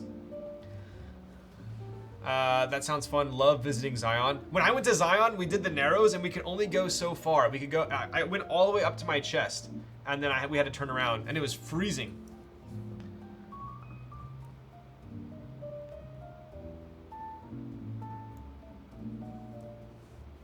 Bozeman is gorgeous, but I'd never lived there. Interesting. How come? I went to Big Sky as well. Big Sky was pretty cool.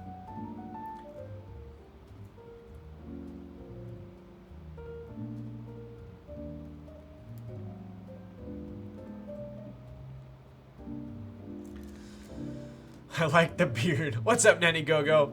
Are you saying you like the fact that I was lazy today? Because if so, I will take it. The ranch I worked was in Big Sky. You know what? Maybe it wasn't Bozeman. Maybe it was Big Sky. Now, it was so long ago. It was at least 10 years ago that I went. Basically, I have a client who bought a fairly large ranch in Montana, and then over the years, slowly ended up buying every neighboring ranch until they just started expanding and expanding. And now they have last I checked, it was 50,000 acres. It's absurd. It's hot, nice. But yeah, pretty wild.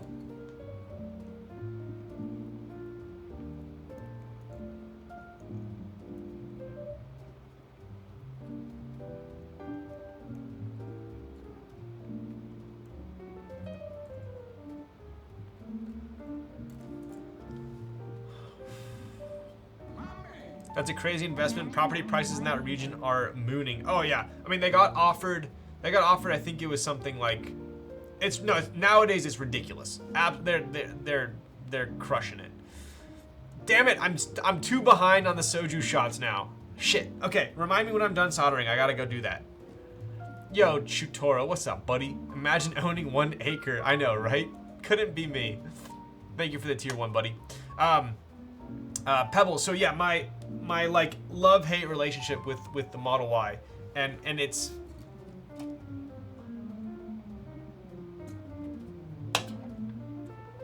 kind of interesting because there are a lot of caveats to it.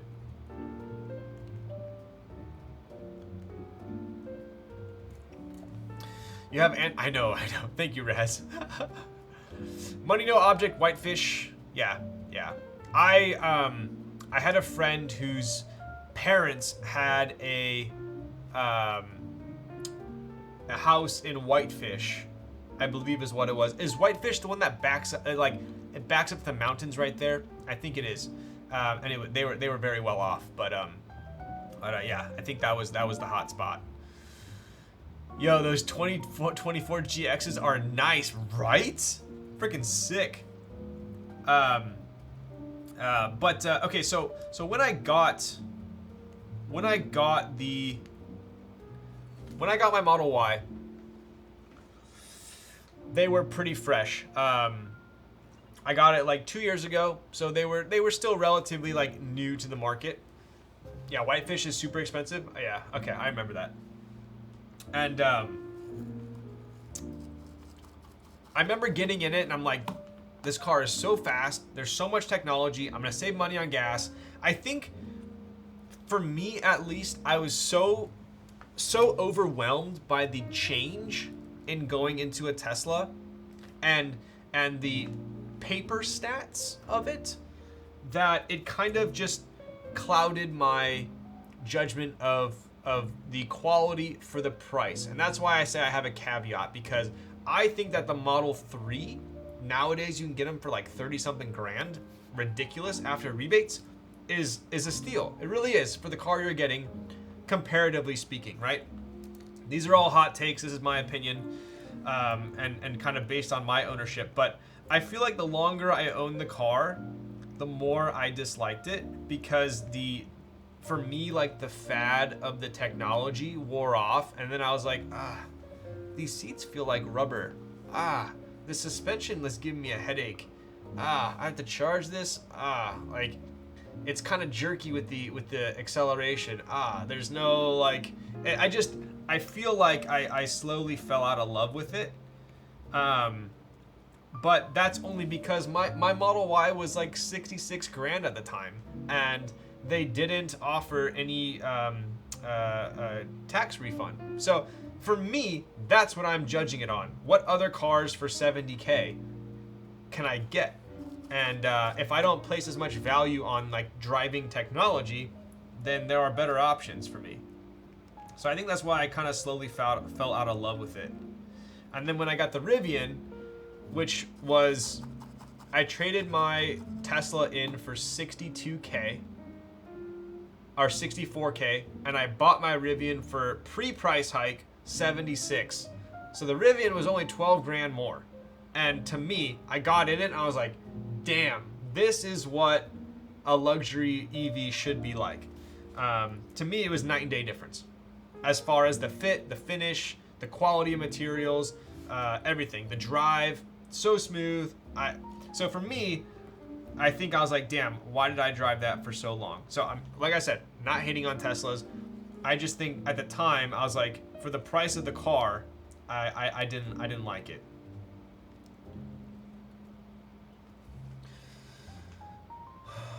Yoda don't care anymore. I mean, what they did to the new Supra, it's a BMW, for crying out loud. It is a BMW. Hard to get past the quality control stories about Tesla at the moment. Yeah. Lucid, honestly, I am out of EV for as far as I can see. I don't think I will revisit EV for at least a year or two. I don't think so. And I think I will always own a gas car. I think the other issue was we had two Model Ys, exact same build. Mine was black, Sandy's is gray. So that was the other reason why I hated it, because we had the same car. I'm like, why do we have two? We don't have any kids. Why do we have two electric SUVs? Doesn't make any sense. And then I got the Rivian out of happenstance, right? And I loved it. But I'm like, why do we have two EVs, a truck, and an SUV? I was like, I'm gonna sell it and get a small, fun gas car. And so I went the opposite route. So I sold the Rivian and got the 911. EV's not there yet. I think it's getting there for sure. I think personally for me, the only other EV I would want is I wouldn't buy the Model Y again. I would be interested to see what Rivian comes out with for a cheaper car. I know that is coming. It's like the R2 or whatever. So that would be interesting. But I mean, I don't want to sound like high maintenance or bougie, but I think for me, the only other EV I like right now is the Taycan. I don't really like the Audi, the r-tron GT. I'm not a huge fan of that. I don't like the back of it.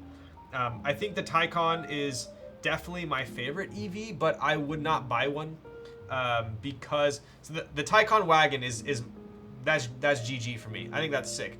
If I just had like cash to burn, I would get it because I feel like they're going to depreciate quite a bit. They already have. Just for me, I don't want that kind of exposure right now.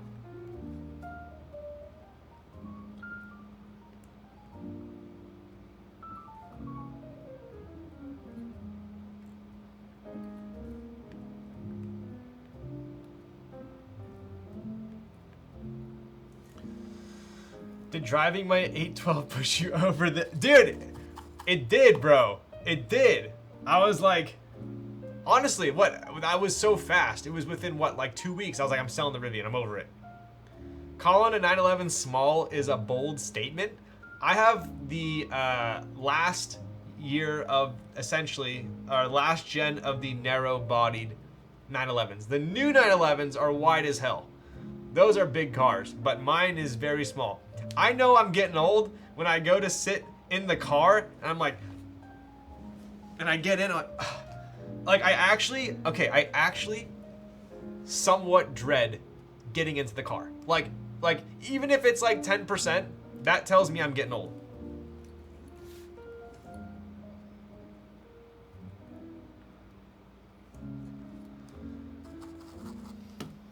Are you gonna get the Apple goggles?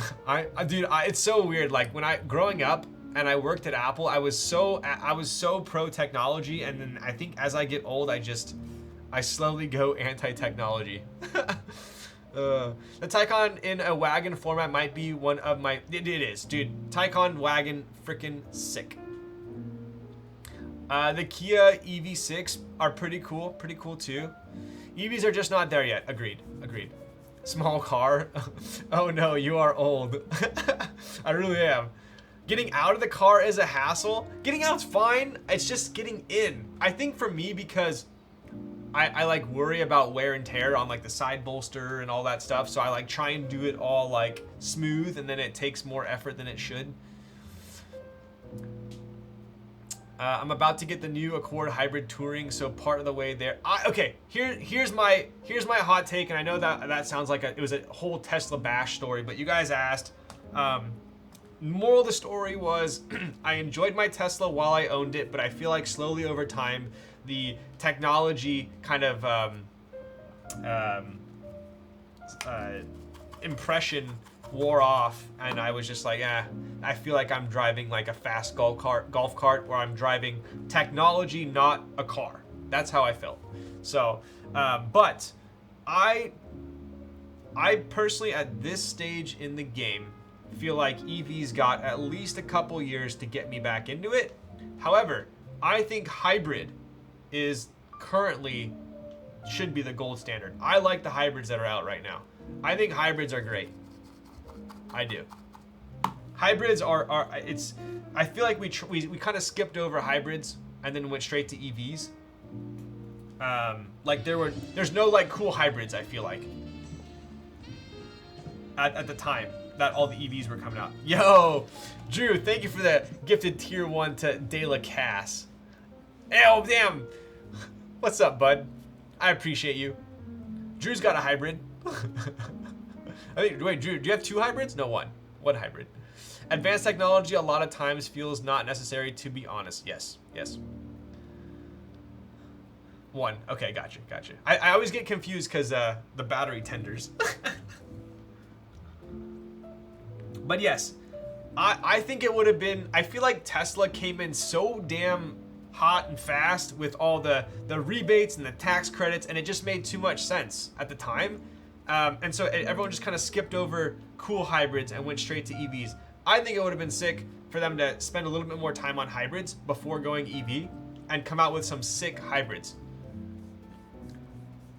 And I'm not talking like, hypercar, supercar hybrids. I'm talking about, I feel like it would have been dope for them to come out with some hybrids in like, the 50 to 80K range. Some like sports car type hybrids instead of going full EV. Also new Corvette, NSX. Time to convince the partner to sell that F-150 and buy a Porsche. Yo. All aluminum V8s. Yo. How the hybrids work? That is a good question. I know it's gas and electric, and at some point they're working together. At some hybrids, it's you know, electric for a certain mileage, then turns over to gas. There's kind of a bunch of different types of hybrids.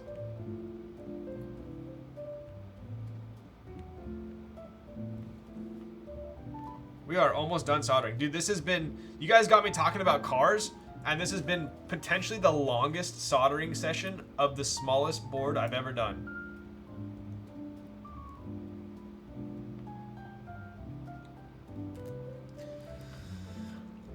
The hybrid in my SF90 is the way to go. It's assistive and not the main drive. Yes, there you go. There you go.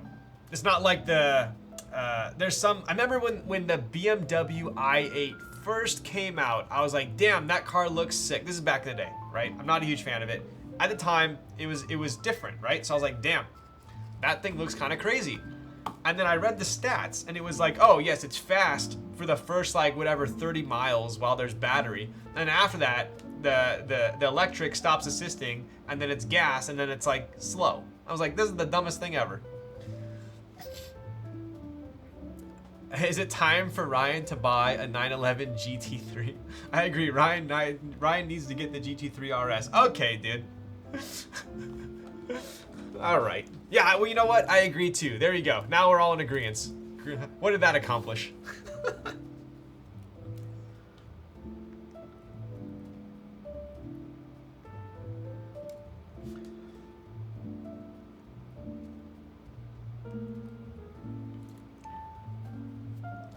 I do need to go to bed. Good night, everyone. Have a good night, 90 go go. You built this yesterday, didn't you? IRL dealership stream when? Dude, I'm down. Lydia has to show up to work early now. Yeah, it's gonna be very hard for me to end stream and go to bed, eat dinner, then go to bed, and not end stream and open Diablo 4.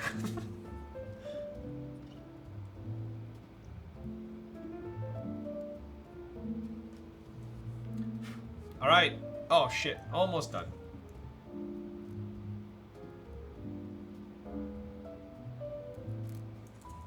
There we go. Hey Drew, they were asking me how I found my wallet earlier. I need to go to the DMV tomorrow. Ugh, I hate the DMV. I hate it.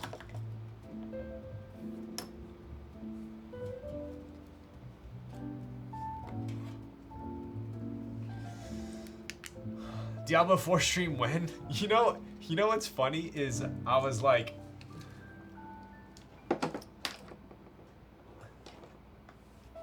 I always feel guilty playing video games because I feel like it's not productive, and I feel like I was a huge gamer growing up, and I feel like nowadays I have so many responsibilities and kind of things that I like to do that I just don't have time to game. But I feel like D4 might be an exception, but I was thinking if I stream D4, then technically I would be accomplishing streaming and gaming at the same time, but I just don't think anyone would watch me.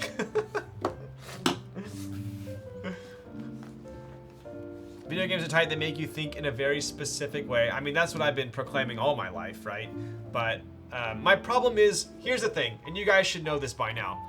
When I find a hobby, I go literally balls deep into it, right? So whether it's mountain biking, keyboards, cars, rock climbing, snowboarding, paintballing, guns, whatever it is, if I find something I like, I go head first and do it. And so the same thing with gaming, right? I can't just like casually game. It's not like, that's just not me. So I know myself, and I know if I start playing it, then that's all I'm gonna be thinking about. Not saying I have an addictive personality or low willpower, but I just don't really want to add another variable. I'm scared to touch MMOs again, might get some. I mean, last night's a perfect example. I logged on at 12 o'clock because a bunch of my friends were playing. I played till level 20, got off at 2 o'clock, woke up at 7:30, went in, or 8 o'clock, got 6 hours sleep, and I paid for it today, for sure. Back in the day, I used to be able to frickin', back in the day, my, my cue that it was time to go to bed. What level are you in Diablo? Like, I'm 19. But I was so into World of Warcraft back in the day that my cue to go to bed was I would always have my window open because it got all hot and spicy in my room at night, right? And my cue to go to bed, because I would be just being arenaing and raiding all night long, would be when I heard the newspaper hit the driveway. Because it was always at 2:30. Always at 2:30. And the newspaper would hit, like, all right, I gotta go to bed. That was my cue to go to bed. And so I used that. Then the oh shit kicks in, exactly. And then sometimes I stay up till like 3, 4:35 if I'm like on a roll. But yeah, those were the days. Those were the days. We got some big boy screws in here, Matrix style. That newspaper boy putting in work. I mean, it is smart. Imagine like, and that's what I would do if I was delivering newspapers. I'd be like, well, why would I wake up at 6 a.m. to deliver the newspaper? Why not just deliver it at night and then I can go to bed? How does the beige look in person? I'm thinking that would be the colorway I'd go with. Okay, so Drew, we have established a couple things during the stream. Number one, the beige is a powder coat, not an e-coat or a Cerakote. The gray is anodized. So you got powder coat and anodized. The other thing that we've established is this gray or beige right here is a little bit lighter than the beige in the R1. So this is an R0, technically a prototype. But if we take a look, this one's a little bit more of like a sand color. See how light it is? And apparently the R1 is gonna be a little bit darker. I mean, I'm personally a fan of this one. I like this, I like the color of this one, but I'm sure I'd like the darker one as well in person. The 3 o'clock standard to tell if a game is good if you look up and say, oh shit, it's 3. I know.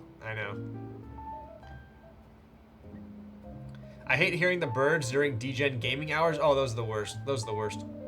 But yeah, no, it was always the newspaper smacking on the driveway, and I'm like, all right, I gotta go to bed.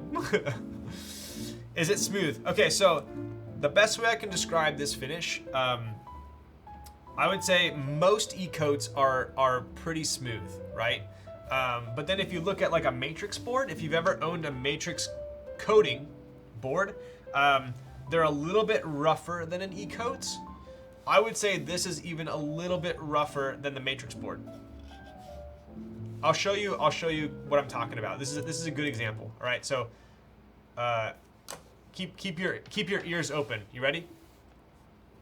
So listen. So here's the matrix, right? And then here, so listen real quick.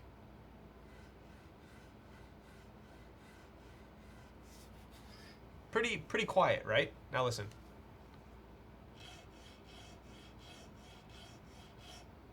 Quite a bit rougher, right? If we compare, let's see if I can do this without scratching. Oh God, nope, that's not gonna work. We'll do it here. Dude, these are both so freaking heavy, bro. Here you go.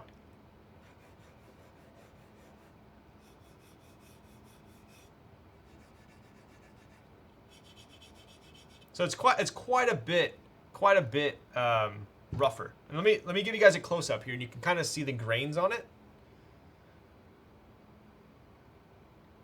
See the grain?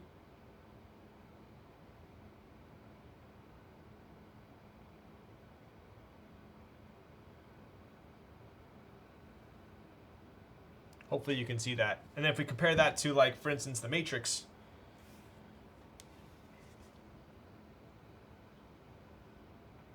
Although it is the Starry Night, or technically the Black Flash, you can see the sheen. See my shadow?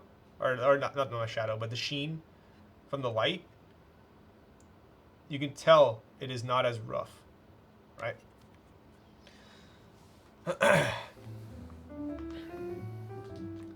It's like the new Tofu 2.0. Is the Tofu a powder coat as well?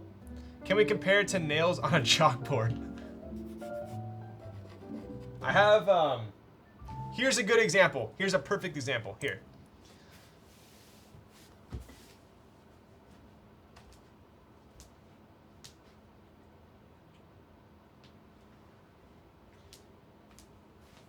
So this is the difference between e-coat and powder coat, right? This is a perfect example. So see how this is a little bit shinier?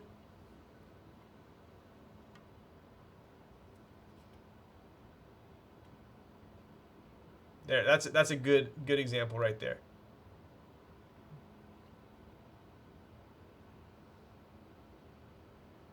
And if we did the sound test, right?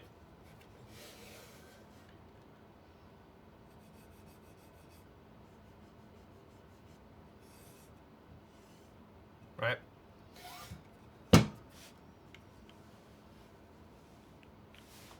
Pretty similar colors, so this is definitely darker. So yeah, it's definitely grittier.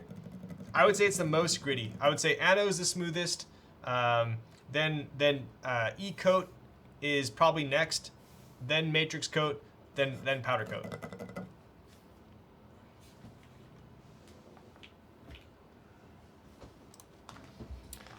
I'll show you next time you swing by the office. Ah, gotcha. Oh, it's E-coat, so it's not powder coat. The new Tofu? All right, let's go ahead and open this bad boy up.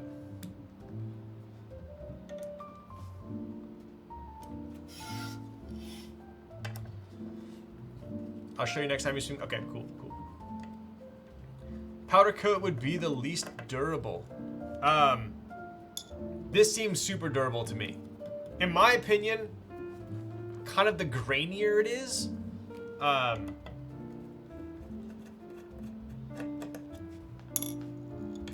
don't want to say that the more robust it is, but this is a thick coat.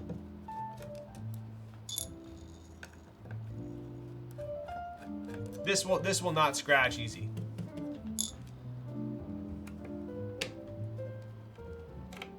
Beige off white always looks. It does. It's so classy. I mean, think about it, right? So all of the OG keyboards, all the OG Cherry keyboards, this is the color, right? Beige. I mean, you can't go wrong.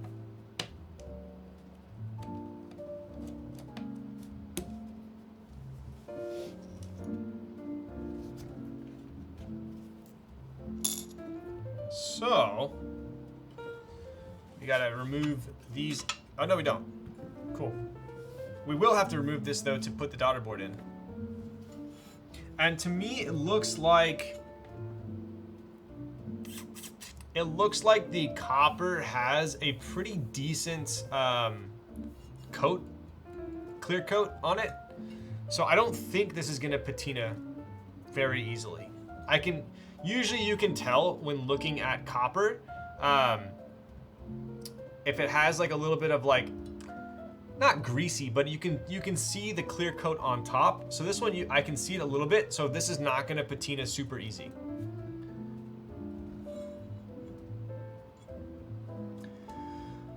Depending on the color you go with, I'll go beige HHKB on this. Yeah, I think so. I think that'd be slick. It'd be very similar to your that KBD board you have. Man, beige, yes. I always think of powder coat as a burlier paint job. It is generally pretty durable. Yeah, so interesting because like, at least for me, usually with powder coating, they do like a base white coat, then the powder's super thick. But this is like one of the thinnest powder coats I've ever seen, which is good for keyboards. The OG60, yep, exactly. All right, so I believe I'm gonna be installing these gaskets. So we got pour-on gaskets, right? Nothing too groundbreaking here. Pour-on gaskets in the top and bottom case.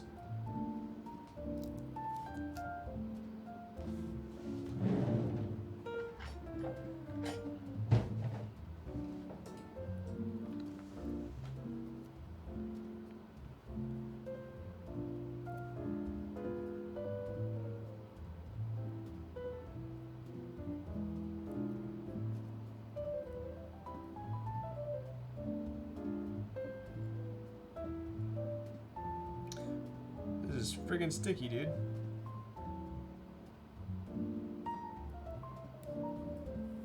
Cool.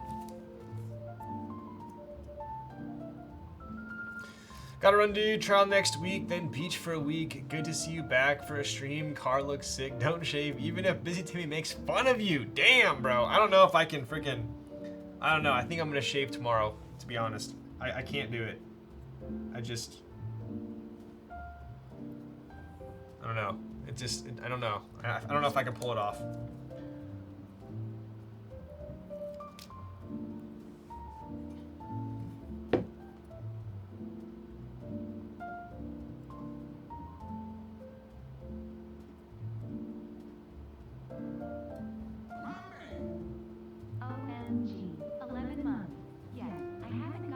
Yo, what's up, Frank? Dude, how is it? How's it? Thank you for the tier 1 for 11 freaking months. Tired, bro, just tired. Yo, dude, you and me both, man. You and me both. I don't know if I have a good excuse to be tired, though.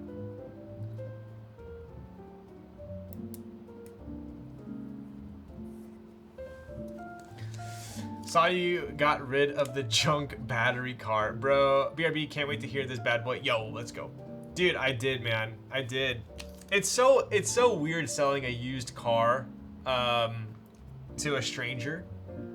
I made the biggest bonehead move, bro, when I sold the Rivian. I feel like such an idiot. So the guy drove, he Ubered down. He Ubered down from LA to buy the Rivian. And it's hard because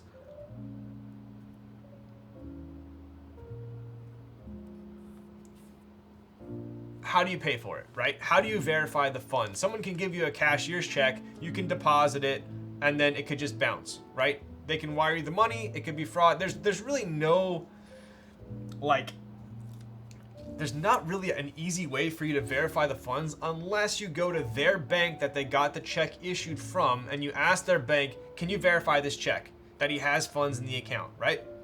So there's really, you can't, PayPal F and F, please. So you kind of have to like gauge the situation. What I did was he gave me a check. So he applied for a loan. He got a check from USAA, which was the bank. Unfortunately, USAA does not have any local branches in California.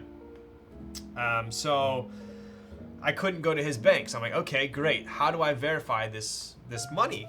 And so what he actually ended up doing was he logged into his USAA app and showed me, you know, his checking, his savings, and then he showed me the loan for the vehicle, right? So he had the liability loan on there. So I was like, okay. And he seemed like a legit enough guy.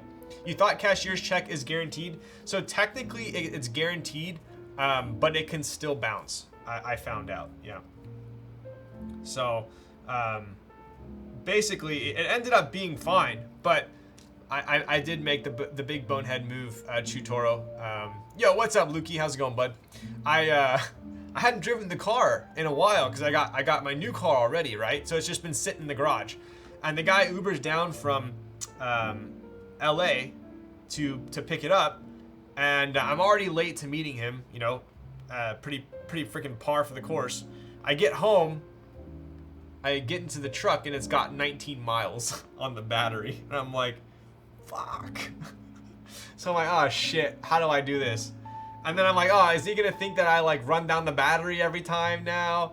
And I'm like, that's like, I was like, and it takes a while to charge, right? And then he had already told me he has to be back in LA at a certain time. And anyway, I pulled up, I met him, and I said, dude, I'm so sorry. I made the biggest bonehead move. I haven't driven in a while. It's not charged. Would you mind hopping in the truck with me and going over and charging it while we do, you know, the transaction? So it was funny getting into a car with a stranger that I just met and then driving to a charger with him. But he was chill about it. Obviously I paid for the charge, but it took like maybe 30 minutes to charge like 100 miles or whatever it was. So we just kind of did the transaction while the truck was charging. But then it's just weird. Like, you charge and then sign over the pink slip to him, and then he just drives away. It's just a weird thing. I've never sold a used car before. But he was offering all of the... I've noticed that a lot of the dealerships and the like Carvana, CarMax, they've all like completely throttled down on the pricing that they've been giving. It's pretty bad right now. I told you guys how bad the Tesla is now. It's $20,000 less than it was just 10 months ago when I traded mine in. We checked Sandy's, but I got quotes from Carvana, AutoNation, which is multiple dealerships, and then another dealership, and they all were offering me 61, which is absolutely absurd, lowball, and they wouldn't budge. And then I took it to CarMax, and they offered me 71, which is still lowball, because most of them with my mileage and whatever spec, we're going for like high 70s, low 80s listing on like Auto Trader and the forums and whatnot. So for me, it was worth it to sell it private party. So I ended up selling it for 77, and that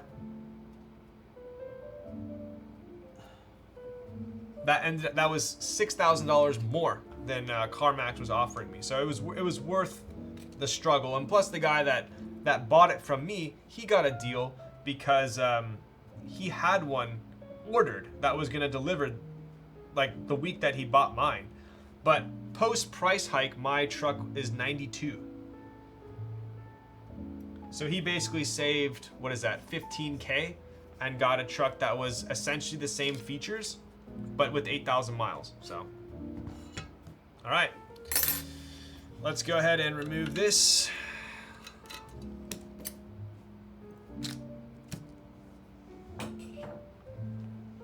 Where is... You babied that thing 8,000 miles. I did 8,000 miles in 10 months. I owned it. Where is my...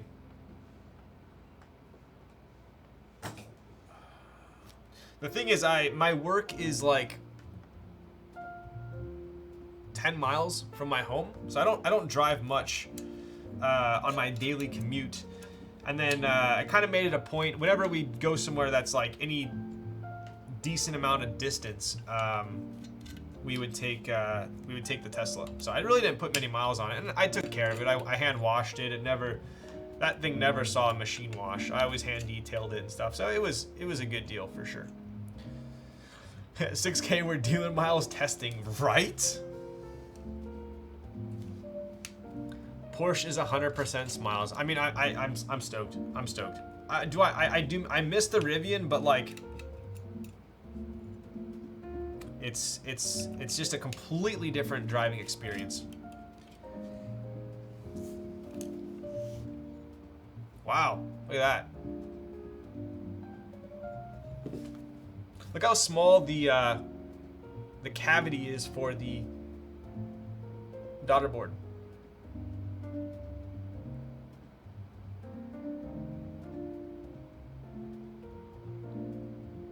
Tiny, absolutely tiny.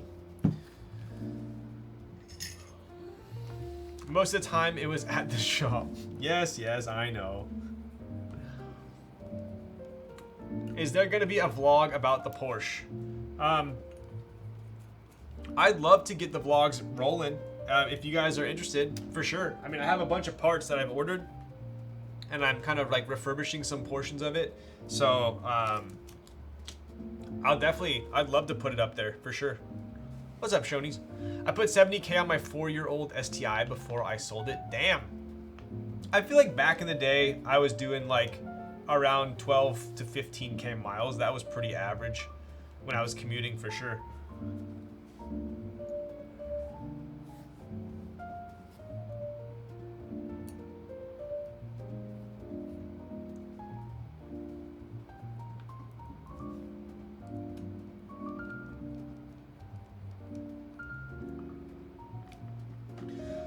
That's a big old weight, right? All right, so check this thing out. Look at that. That is beautiful. That is beautiful. Look how tiny that thing is.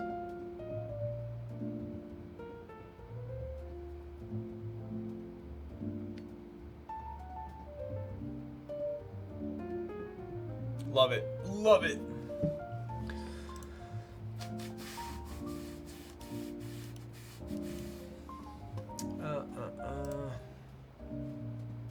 I do about 13K a year commuting. Yeah. I still only have 45K on my 7-year-old GTI. Damn, that's good. Do you have to do oil change every 3K miles on the Porsche? I don't think so. I don't think so. Porsches they're pretty robust. The engines are pretty bulletproof. Are you using the new daughter board in your next board design? To be honest with you, I absolutely love how you can make the cavity smaller. I'm not sure about the durability of it yet. I don't wanna commit yet. I'm gonna kind of see all these other designers do it and then see how it turns out.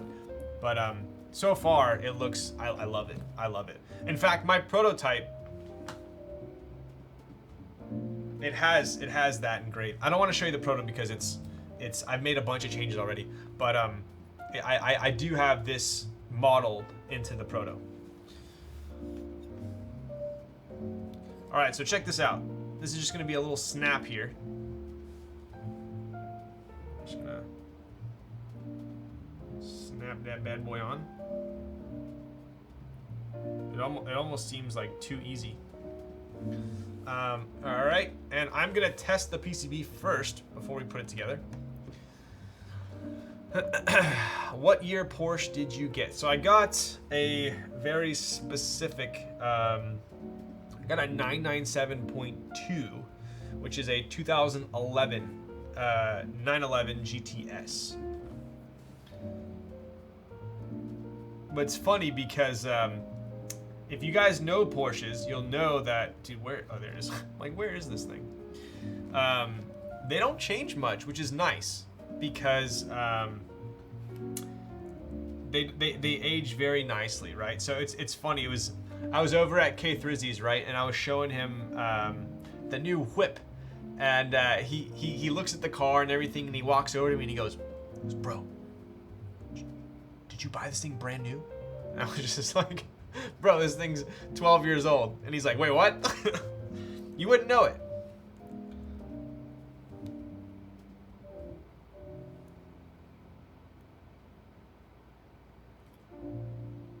All right.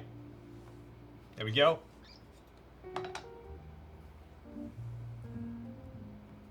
Plug this bad boy in.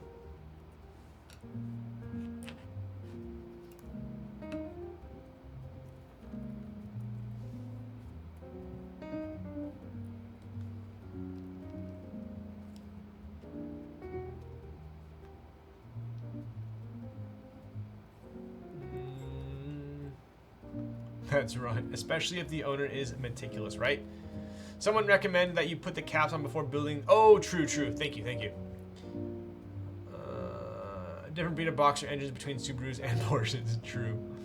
That's Ryan's middle name. Yo. Porsche do indeed age very well. Yes. So, I think I'm doing the snap correctly, unless it's upside down.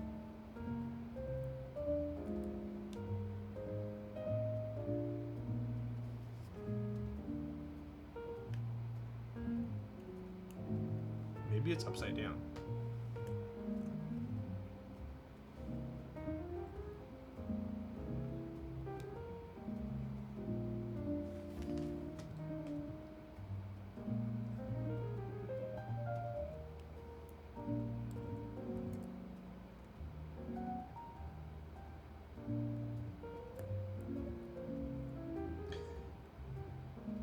Hello? Hello?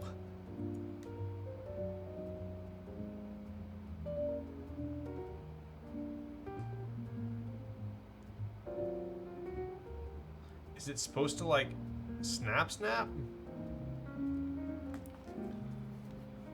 pretty realistic.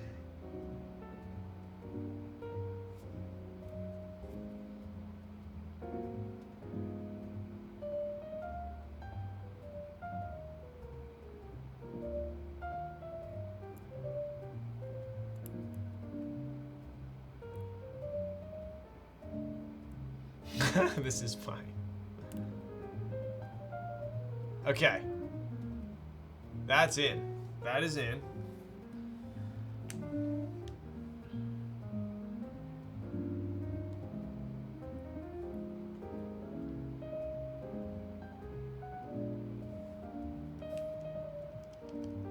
Maybe that's not in.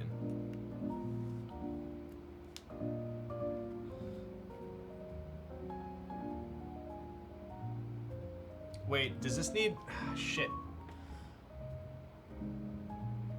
Is this... It says it's in bootloader? The tab's to the left. Do you guys see that? Do I need to move this over from bootloader to normal?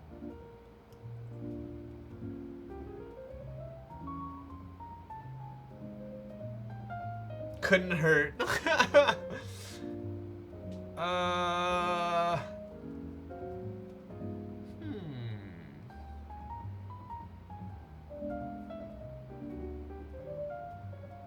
I'm scared. Should we try it? Alright, it's on normal now.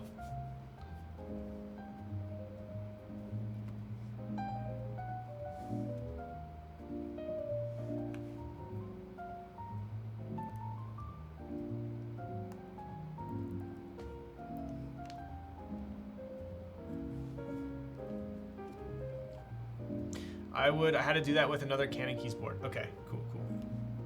Let's see.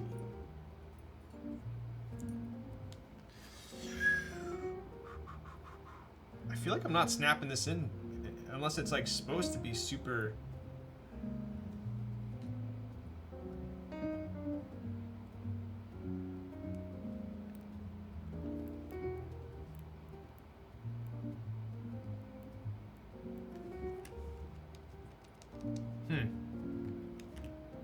It seems like it's too easy to disconnect. Am I an idiot?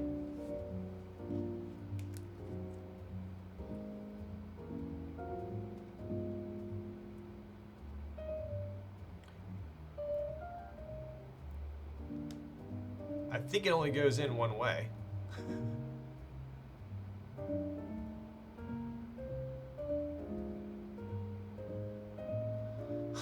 You're an idiot. I believe this is why Type K went back to JST connectors.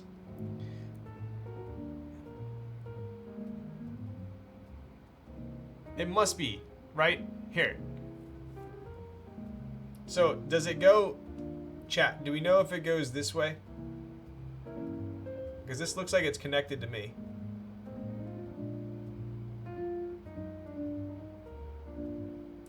It just seems like it's too, like... Okay, that's definitely connected. That is definitely connected.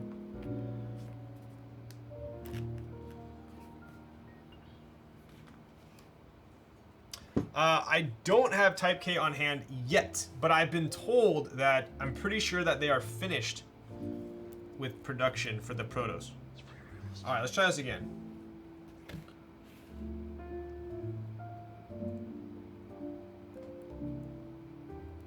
All right, dude, these are both connected. But I'm not getting anything. Let's put it back into bootloader.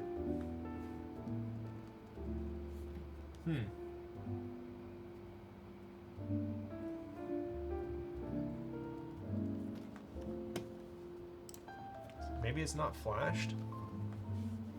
I would think it's flashed.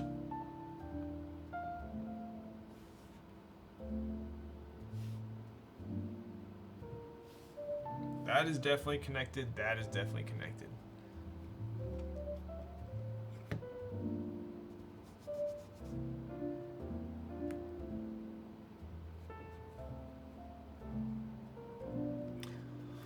Nice stream for study less alone. Yo, Tio. I hope your studies are going well. All right, so let's see here. I did not check the PCB, but we would have been in the same boat.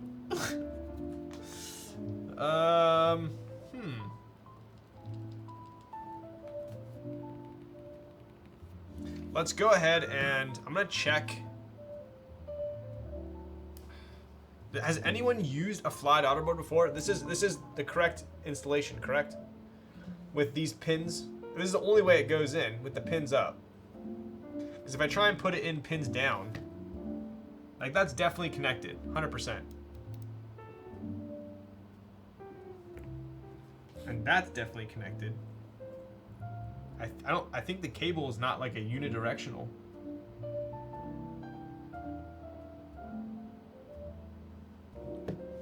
This must not be flashed.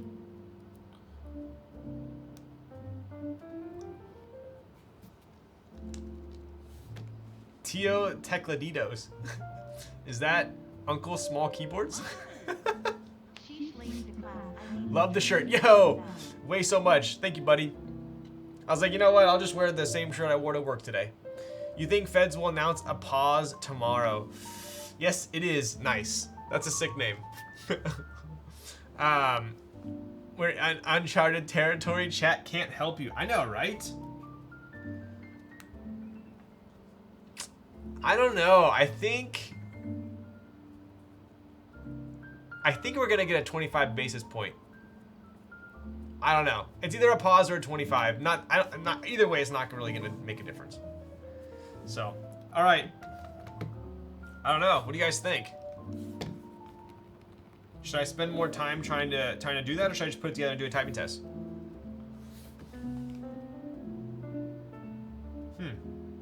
Should I hit the reset button? I'm always worried. Let me plug this into. Let me see if it shows up on. Well, it's not going to show up on VIA, right?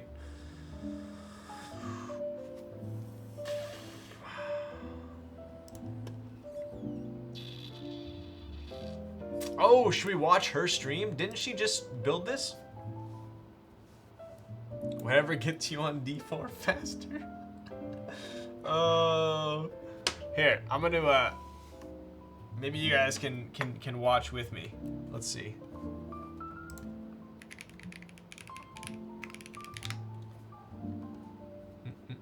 Are you streaming the game? I wish. Maybe one day. Maybe one day. I just feel like no one would watch me if I played video games. All right, let's check this out, shall we? Let's fix this together.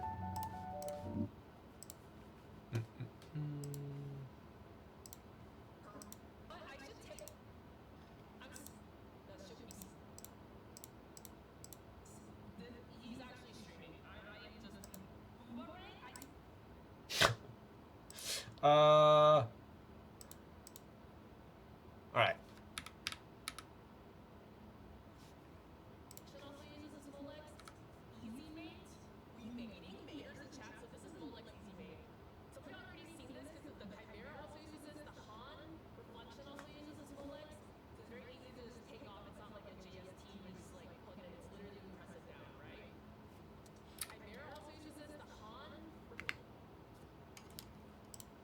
Which way is this?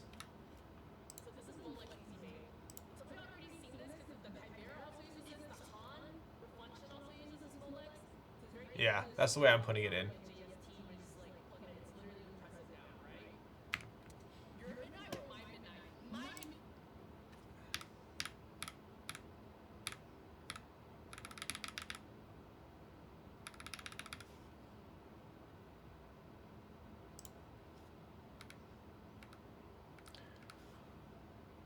What the frick?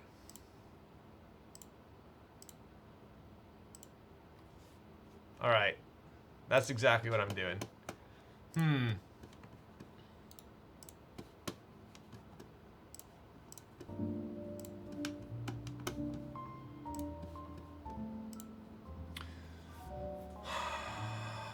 Thoughts on the Navi? Dude, I love it. I love the Navi. I think I would love it even more if it had a full plate though, not the skeleton plate. Looks like you have it right, but the PCB has a connector in a different spot. Oh, really? So maybe the PCB I have is different?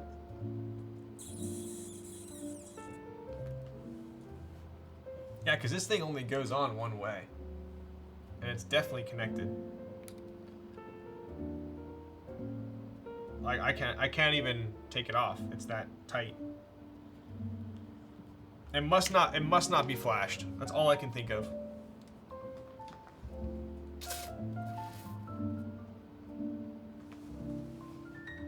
Check my notes? That's true, huh? Let's see. Maybe it's in my notes.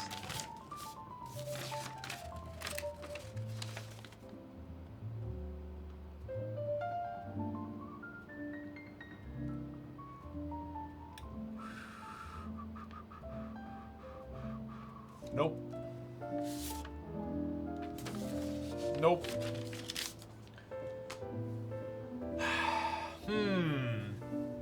Okay, I got one other thing I could try. Give me a sec.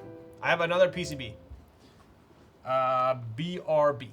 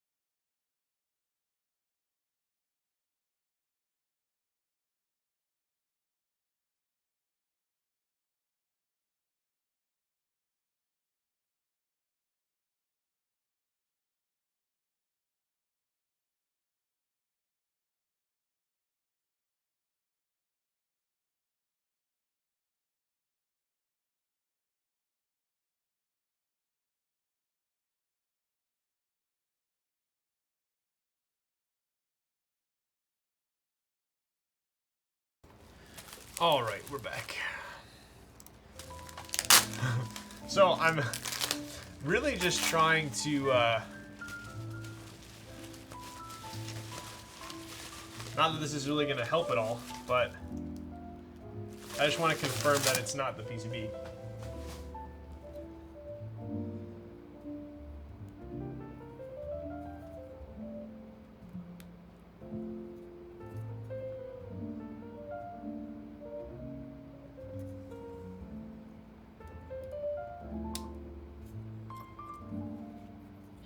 Okay, that one actually just, I heard a snap.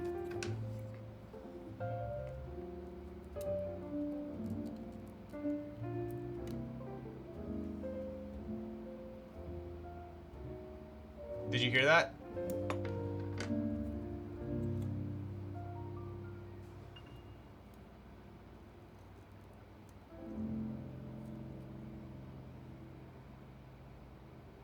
Dude, this thing is not coming out. I soldered the wrong PCB, apparently.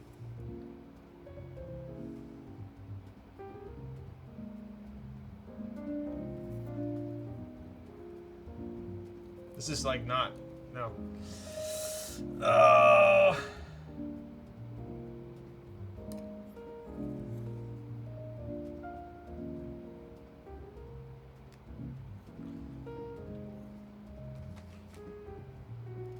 Okay, let's try this again.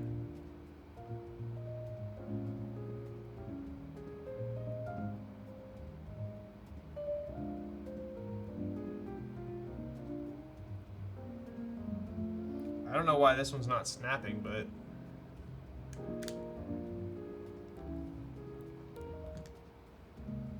doesn't snap.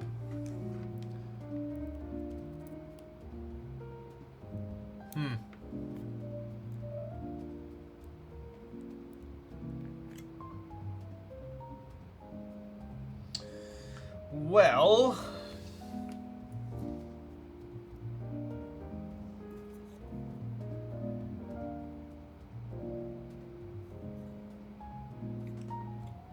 okay, I'm not gonna lie. If I try to take this off right now, the cable is gonna break. If I try to take this off.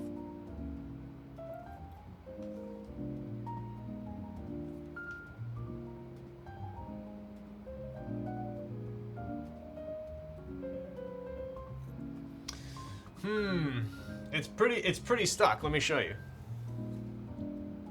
So look. Like, it'll move, but I don't think there's an easy way to take this thing off.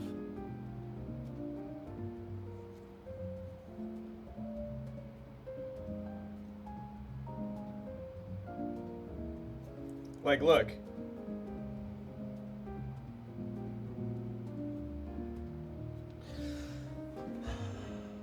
Let me try.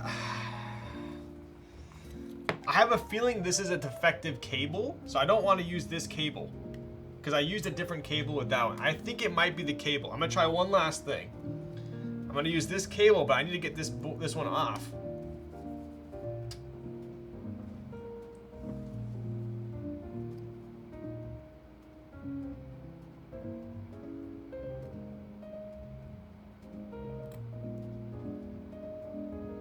Nah, dude, it just breaks.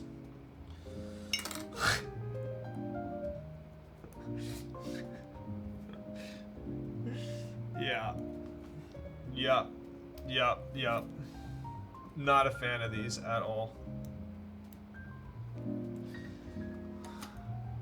It broke.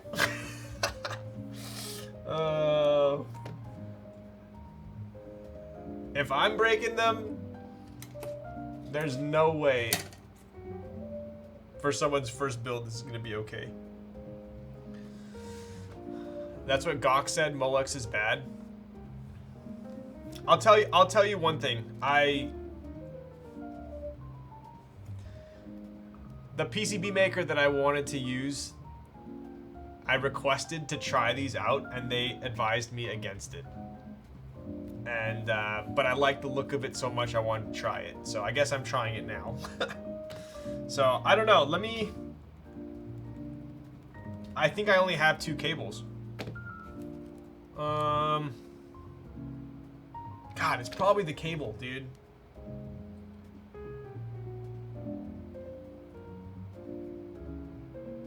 It is the cable. This side's all munched, I think.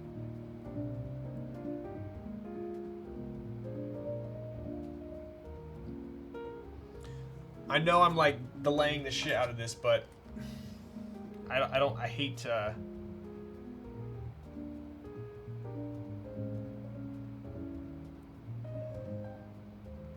Let me just see if I can fix this. If not, we'll just do a typing test without the cable.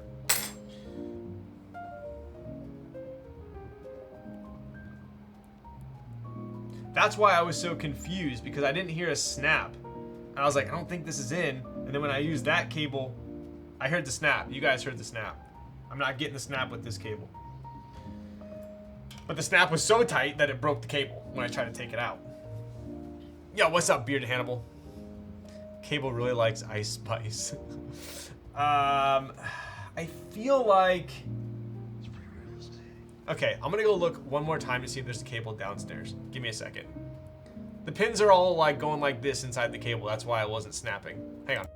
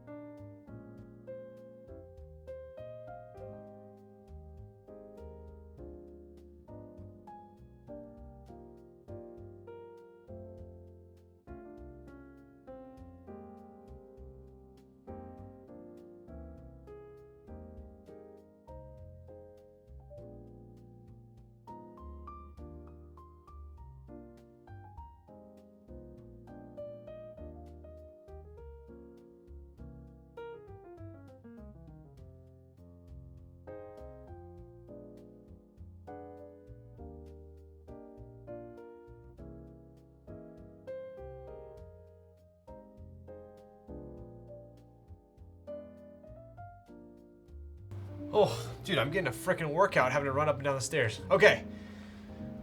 We do not have a cable that is functioning. So, I'm going to do a timing test without the cable.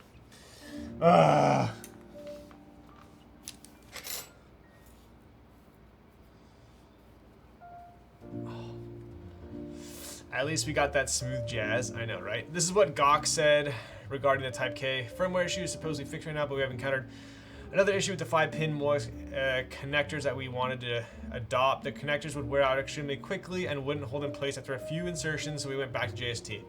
That's what I've been hearing from multiple people.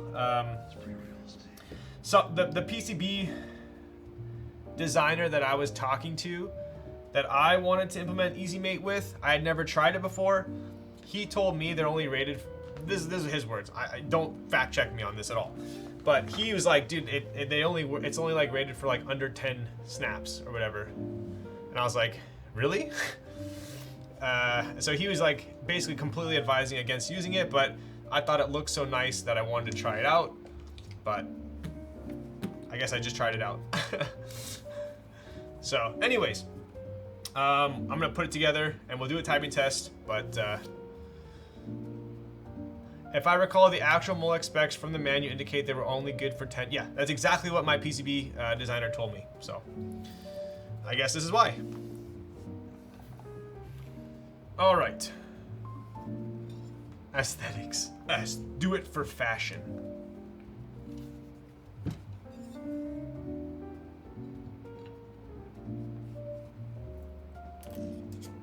Yo, what up, Champagne Steve? Hello. Holy Ryan, are you okay? What is growing on your face? Looking a little rough. Wow! Is rough good or bad? Sheesh. I know, dude. I was super I'm always against having facial hair when I'm streaming, just because I feel like it looks terrible. So Sandy always makes fun of me because she hates the facial hair as well, and she always says that I only shave my face for stream and I don't shave my face for her. So it's a pretty big bone of contention between us.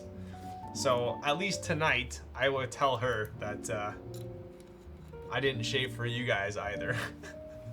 She's always like, you only ever shave for stream, and I'm like, you're not wrong.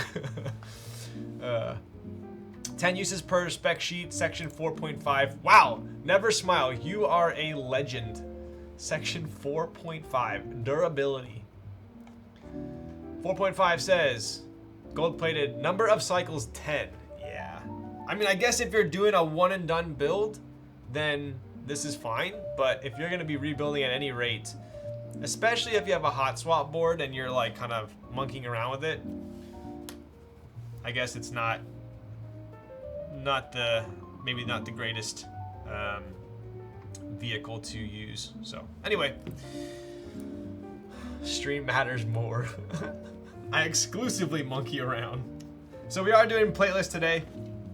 Let's not let that detract from the board. That is literally the smallest of the smallest issues possible, although it does render the whole board a paperweight, but that is not the point today. So we are doing a plateless build, right? No plate here. Simply going to be these gasket tabs, which is FR4 essentially, on pour-on gaskets, right? Molex Schmolex. What's up, Bordosaur? Don't forget caps first. You are correct. We'll put the caps on first. I'm stealing from my If only I had another cable. If that's the shitty thing, is like I have a million JST cables. I don't have any fly connector cables because the PCB is fine. I just need a cable.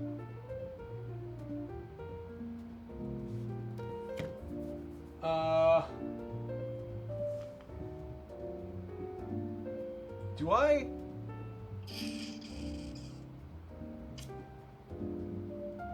No, I don't. I thought I might, but I don't. Did you get your PC TKL1 yet? I just got it delivered 2 days ago. I think that might take the cake for the longest GB I was in That or gasket, I'm not sure. I think maybe gasket's still number one. Not sure.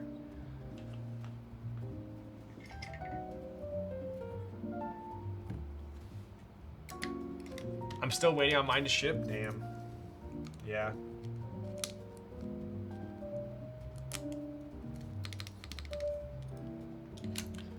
I'm over it.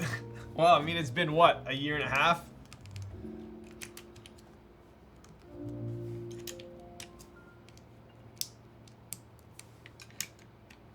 Heine is a busy man, though. Yeah. I mean, it seems like he's kind of been prioritizing IRL stuff, right? Since he got a new job and everything. He's so done with the I could sense that, yeah. It seems like he's pretty over it.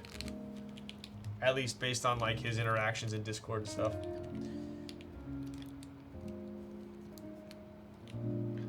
When are you planning on building your TKL1? Honestly, I don't think I will. I don't think I will.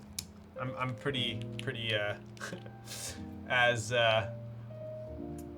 Champagne Stevie said, I'm pretty over it. So I'll probably end up selling it. Yo, what up, Maxwell?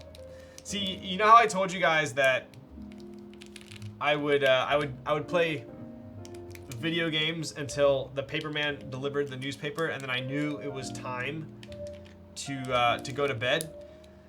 Same thing with Maxwell here. Maxwell always comes into my stream when I'm about 15 minutes from being finished. And that is my cue. Otherwise, I would have no track of time. Plateless and JST-less, right? What desk do you currently have, and do you recommend it? Moving soon and thinking about changing desk to something bigger. I absolutely love my desk. I would say if you are not like hell-bent on getting a wooden desk, this thing is a game changer. I usually hate glass-topped furniture, but this one's got this like super nice like matte finish to it. It's the BDI standing desk. It is a little bit expensive. Definitely a little bit more than like your average like uplift or something like that. But I love it. The quality's insane. Yeah, in Discord, he's mad bearish on Keyboard Hobby. Yeah.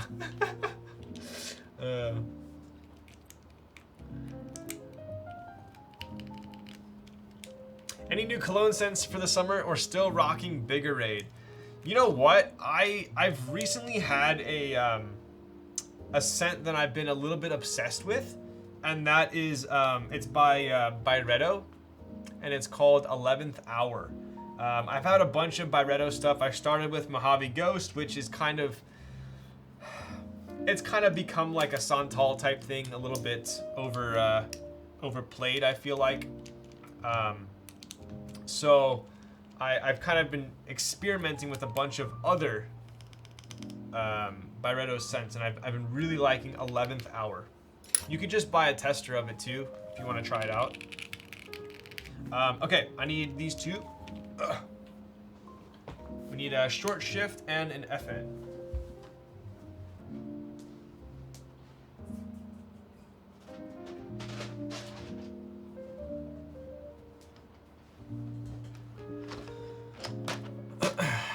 How heavy? So these switches are 65 gram bottom out. Margiela replicas are quite nice. Yes, I do like Jazz Club. I think Jazz Club is my favorite by Margiela. I recently got the triple seater by Byredo, and I love it more than... Okay, Chutoro. You know what's hilarious? So Sandy got me, it's not like the testers, but they're like this long. They look like almost like vials. She got me I think it was a 3 or a 4 pack of like testers for my birthday or something like that. I forgot what it was. And in it was, I think 11th Hour, Mojave Ghost, one other one, and then triple cedar. And I don't know what it is, but I can't stand the triple cedar. It's like too strong for me. So I made the biggest bonehead move because I didn't like it. So then I didn't want to waste it because it's expensive. So I gave it to Sandy, And then she started wearing it, and then I was like, why would I give her a cologne that I don't like? Because then she started wearing it, and she liked it, and then I hated it. Then I had to tell her that, hey, you smell bad. And she's like, well, why would you give it to me? I was like, I don't know. So, anyways, yeah, I don't like it. But obviously, people have. I think it smells. Yeah, my plan completely backfired. Because she'd be wearing it, I'm like, oh my god, what does that smell? And she's like, oh, it's the cologne you gave me. I'm like, oh my god. So, anyway, you should try Toxic. I know. I'm sorry. You know me, I'm honest. I didn't like it. In fact, I still have it here, because I took it away. I'm like, you're not wearing this anymore. Give it back.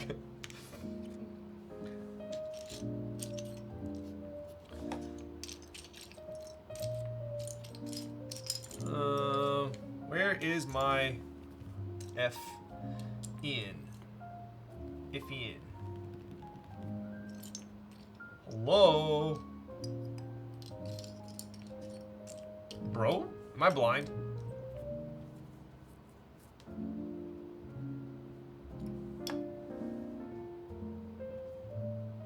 Of course. The last cap. Can you recommend me some keycap with a navy keyboard? Navy. That is like one color keyboard I've like never really had a bunch of. Navy. GMK denim? That'd be pretty hard to get these days, I feel like. Dots on navy does look good. If you can deal with dots, dots does look good on navy. I will do that. Birch looks pretty good too, if I recall.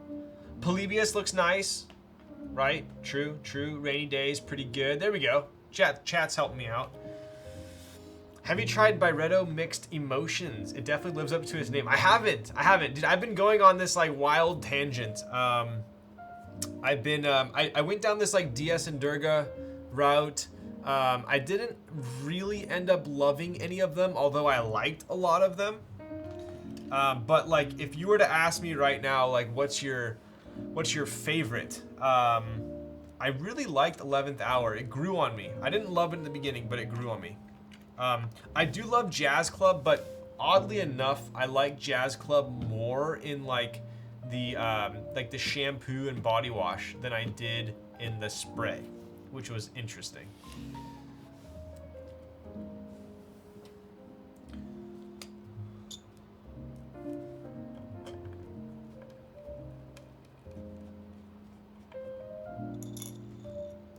DS Durga got that pasta. I know, right?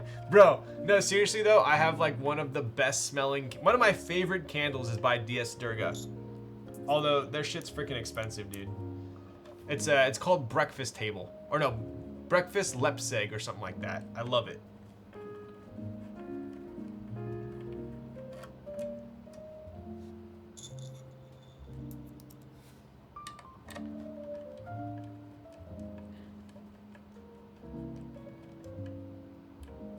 Firefly is good. That is true. This Leviathan giving me the Alex Soto's vibes, right? That is true. This is like his FLX Virgo vibes, right? Did you find another Molex cable? I did not. I was only given 2. One of them was borked, and the other one, I ended up borking it because it was a little too good at mating, apparently. Nope, that's the wrong switch. Wrong. Yeah, that's the right one.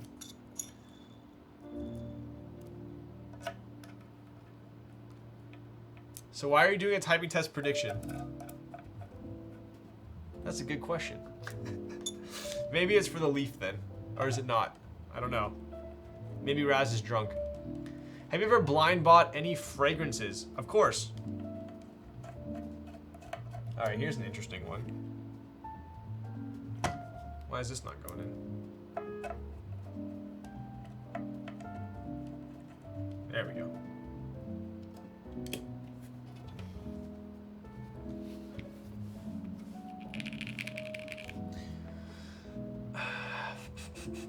But yes, I have blind bought a ton of fragrances, for sure, 100%. I've only tried DS Durga car freshener. They're not bad. I've tried that too. I'm kind of hit or miss with car fresheners. I feel like they don't last long enough. I feel like when you first put it in your car, it's too strong, and then there's like a period of like maybe a couple days to a week where it's like perfect, and then other than that, it's like after that, it's not strong enough. So it's like I don't really like them. I bought an air freshener from DS and Durga called Portable Fireplace, and that one was interesting. That true, 15 bucks good for the first, yeah, exactly. So last time you stream, I spent an hour taping off all the meme cuts for my Falcons Limited plate. Today I peeled it off and rebuilt it without tape, and I hate it. Wow. Some Retaw air freshener. I did, when I was in Korea, I went to this store. Retaw is like hard to find, I feel like, in the US, kind of. It's just not very like popular. And at least where I'm at. And where's my, oh, I guess I don't even need to plug it in, huh? I should just pull an Alex Otto's typing test. That's technically what I'm doing, because I'm not going to show you guys monkey type, right?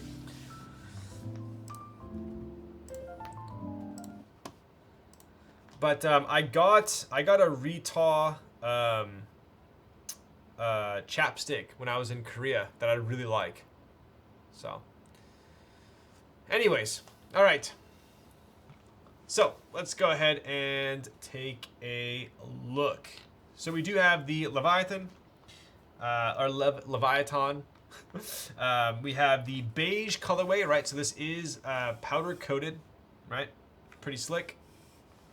This is the plateless build, so there's no plates. It is gasket mounted, sandwich gasket mount with pour-on gaskets.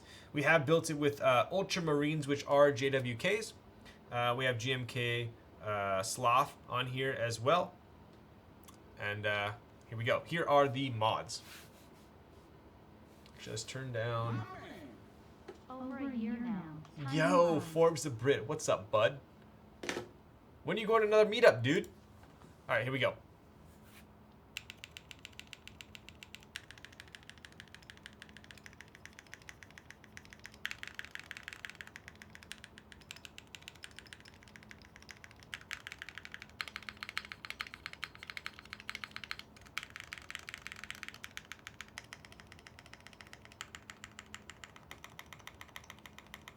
Mods are actually a lot quieter than I was expecting.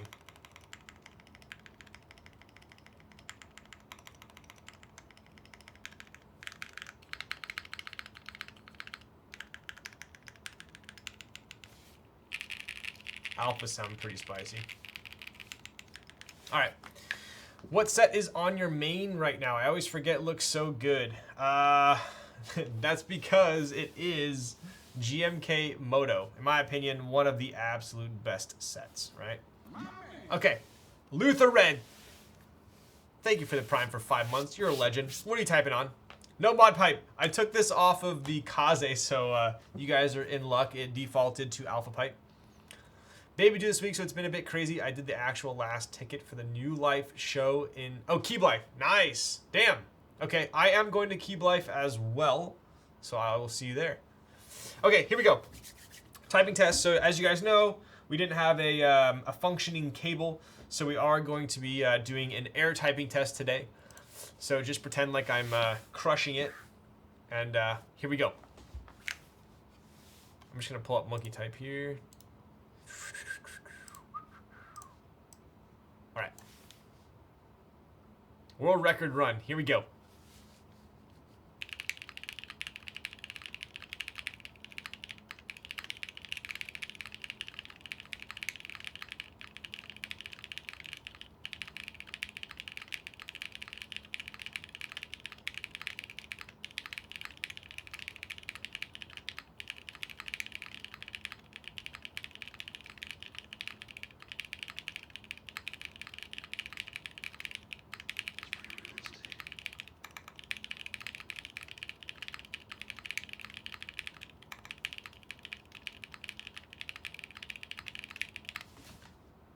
Pretty slick. It actually feels quite nice, dude. It's very flexy. I like that you still it's back. When I was in my head, I'm like, you guys wouldn't know if I was making a mistake. Anyways, I don't know why I hit backspace. How far did I miss the stream? How far? 3 hours and 43 minutes is how far. Will you replace your Porsche steering wheel with the Kaze? It's a good idea. Maybe, maybe. Spacebar sounds super metallic-y. Probably because it's plateless, maybe.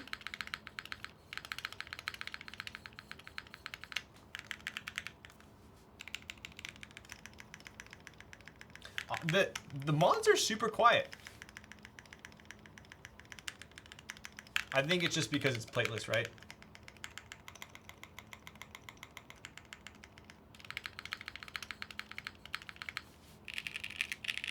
Alphas are very crispy.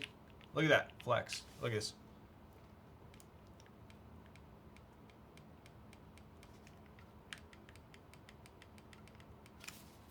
Check it out. I freaking love Sloth on a beige board, dude. So good. Maybe only beaten by Sandstorm.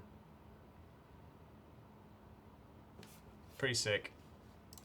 I do love the bezels on this board as well.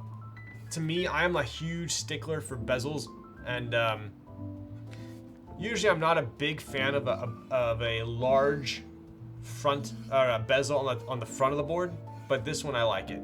Kind of reminiscent of like the X60, the Noxery. It's kind of the vibes I'm getting from the front here. But it does look pretty slick.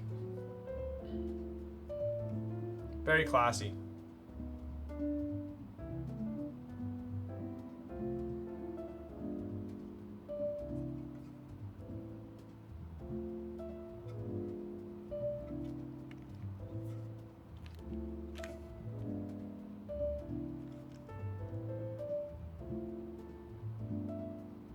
Dig it. Is your stream color accurate to how GMK Sloth looks IRL?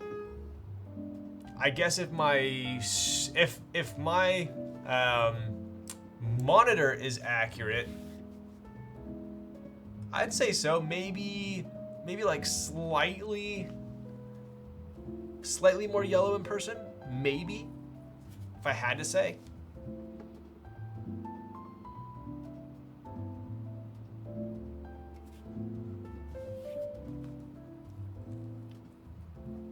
Describe the board and typing experience in 5 words, please, so I can sleep easy at night. Feels good, it's bouncy. Feels good, it is bouncy. There we go. Reminds me of coffee. I do kind of miss GMK Cafe. Top 5 favorite Linnies.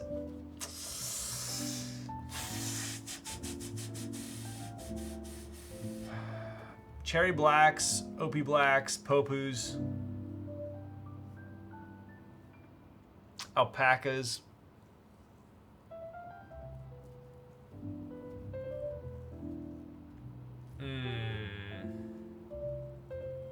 The 5th.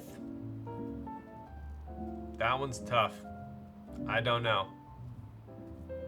Vintage Inks. There we go. Vintage Inks. Yes. I was gonna say Oil Kings, but to be honest, Oil Kings are so similar to Cherry Blacks, I feel like. They're a little bit deeper. Yeah, maybe. I was thinking Cherry Blacks. I'm not a huge long pull person, so that's why I didn't put Zaku's up there. CJs, to me, I do love CJs, but they're a little bit high pitch for me. It's a very specific board. NK Creams. Creams are pretty good. Creams are pretty good. I just received my course. I need to build it, but the Navi looks so nice. True.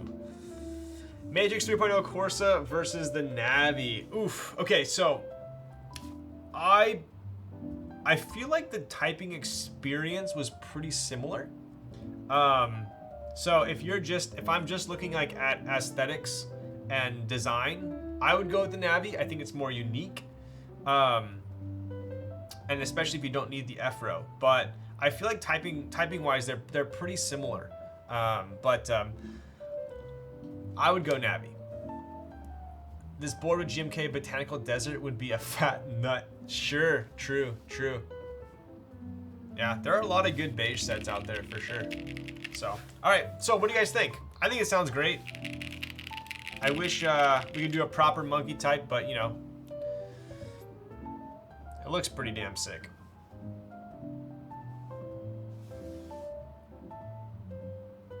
Meteor gray or white flash? I forgot which one was my favorite when I was looking at them. I think linen was my favorite. Pretty keyboard, pretty color, true. Kaiju would look good too, true. Beige is great. I mean, you really can't go wrong with a beige board. GMK Sloth. Copper on beige, it does, look at that. Did you see they're going to include PC gaskets instead of the little socks to emulate the old school top mount more interesting, huh?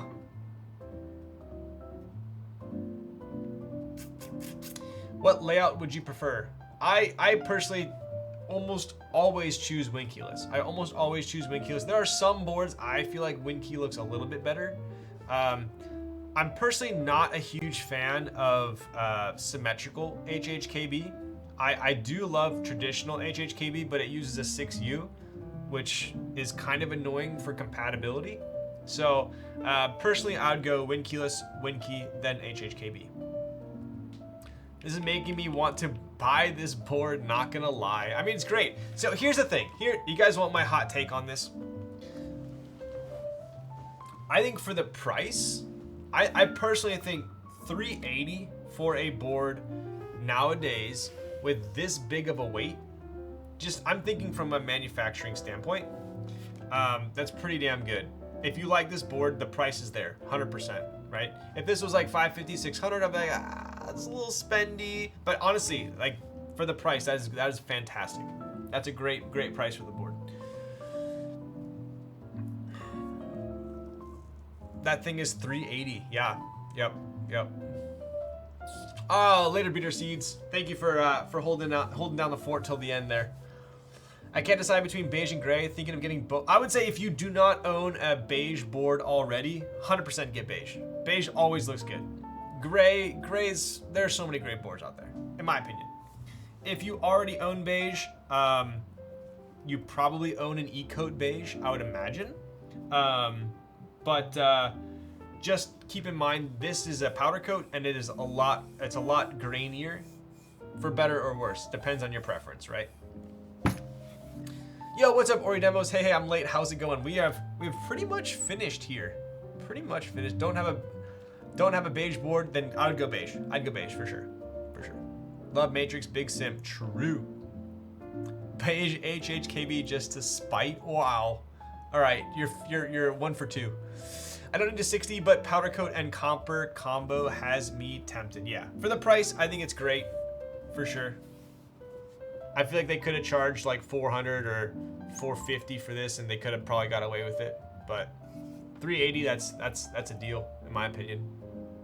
Especially, oh yeah, I was gonna weigh it for you guys. Ooh. This is a heavy ass 60, dude. Oh, gotta. 5.2 pounds. 5.2 pounds. That's heavy for a 60. Like, for comparison.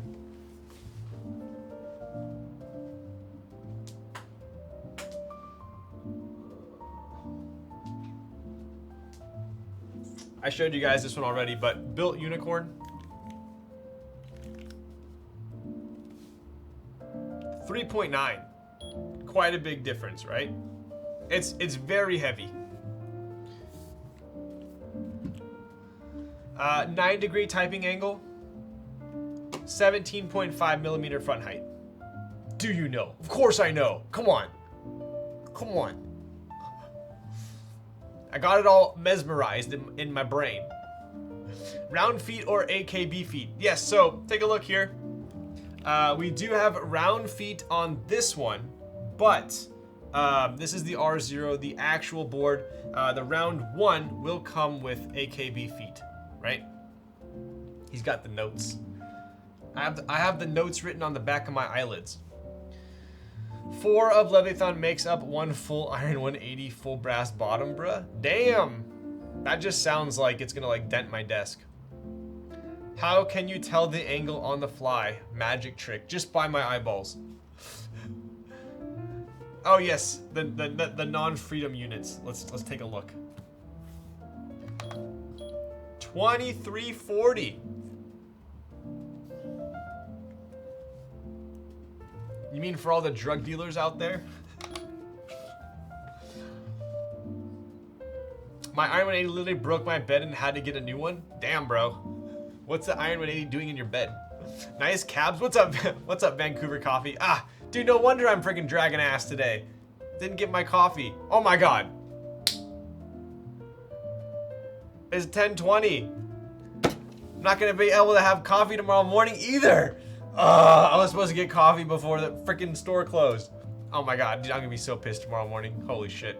I'm gonna wake up and not gonna have my coffee. That's not gonna be good. That might be worse than not having pre-coffee stream. That's bad. That's really bad. You get headaches? I just get like, I just feel like something's missing. Go to White Sparrow. Dude, I should. If only it was on my way to work. I'll probably stop by Stereoscope on my way in. Get a cap, an oat cap. Deep. Thought you had an elaborate coffee set. I do. I have a sick coffee setup at home, but so the problem is I had a bunch of people sending me beans. A lot of viewers were sending me beans. A lot of friends were sending me beans. So I haven't bought beans for a while, if I'm being honest. And so now I'm gonna have to go buy beans. But I don't want to give this away, but since I think a lot of people have already left, I'll tell you guys this. I am working with a very prominent coffee roaster, and I am doing it the proper way. And I'm going to go into the roaster. I'm gonna meet with the head roaster. I'm gonna select the notes that I want, the origin that I want, and we're gonna make some custom roasts for NRD. So that's a little snippet of what I've been working on, mainly because I don't want to buy. No, I did this because I didn't want to buy beans anymore. No, I did it because I want it to be something I'm proud of. And it's not Onyx. It's not Onyx. It's a local roaster, but they are very big in roasting. So I'll just give you guys that. So I'm pretty stoked on that. But yeah, I think I'm gonna probably film the process of what it takes to go in, to choose the notes, how it works, to choose the origin, see it roasted and stuff like that. So you guys can kind of get a behind the scenes view of it. That's my goal anyway. So that's kind of the thing, right? So I started, K3Z and I started NRD with the intent of just making products that we want, right? So I kind of wanted to continue doing that, whether it be the nests or the coasters or the boards or the multiple other products that we have in the pipeline. So behind the beans view, exactly. So coffee is just kind of one outlet that we are starting to incorporate, but there's gonna be more as well. Chat pays for Ryan's coffee addiction. Wow. NRD lifestyle for real, yo. Did you like Nemesis? Dude, I love Nemesis. I love Nemesis, but the what was the pour over place I went to that was near Nemesis? It was unreal.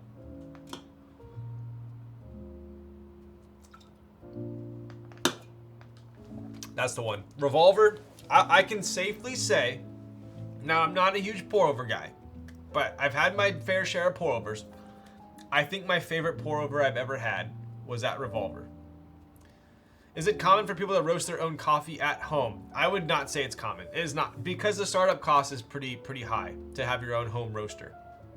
People are starting to get these like micro roasters, where you can do like small batch roasting, but it's not very common. Like so uncommon that I personally don't know any of my friends who are into coffee that roast their own beans. The only person I know that roasts his own beans is Gondo because he sent me some from Brazil.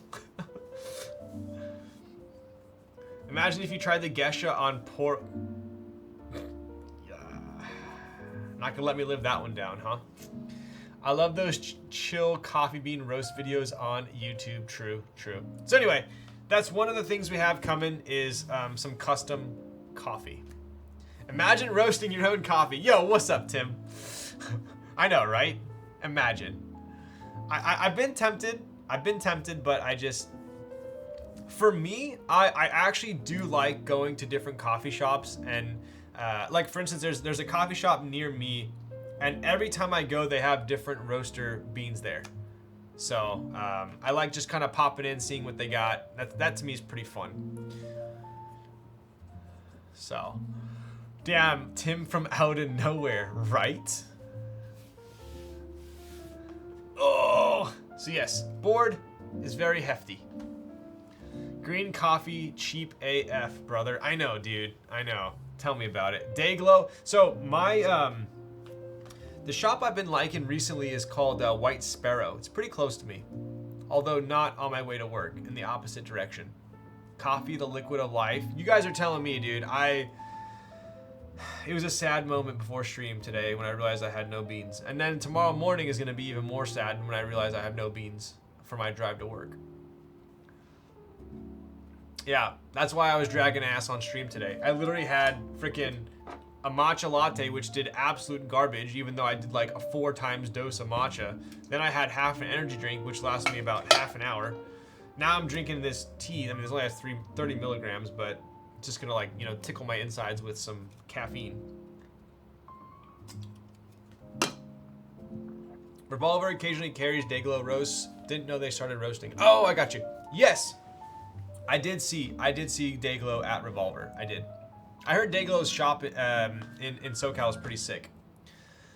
I only want a cup of mint mojito from Phil's. So I've tried the mint mojito. I don't know. Call me a purist, but I think I always either go for a cortado or a cap if it's hot, or I'll go with a latte if I want an iced latte if it's cold.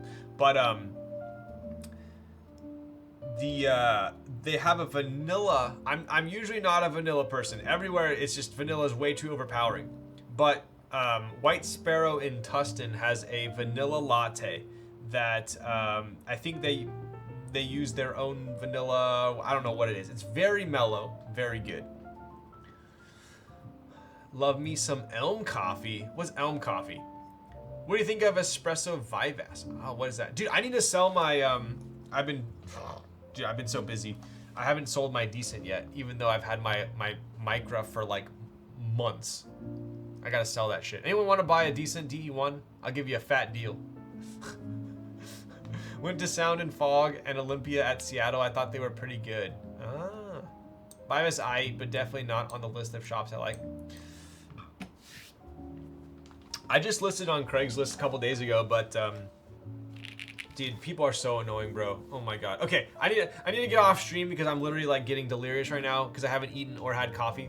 But bro, if you're buying something on here's my rant.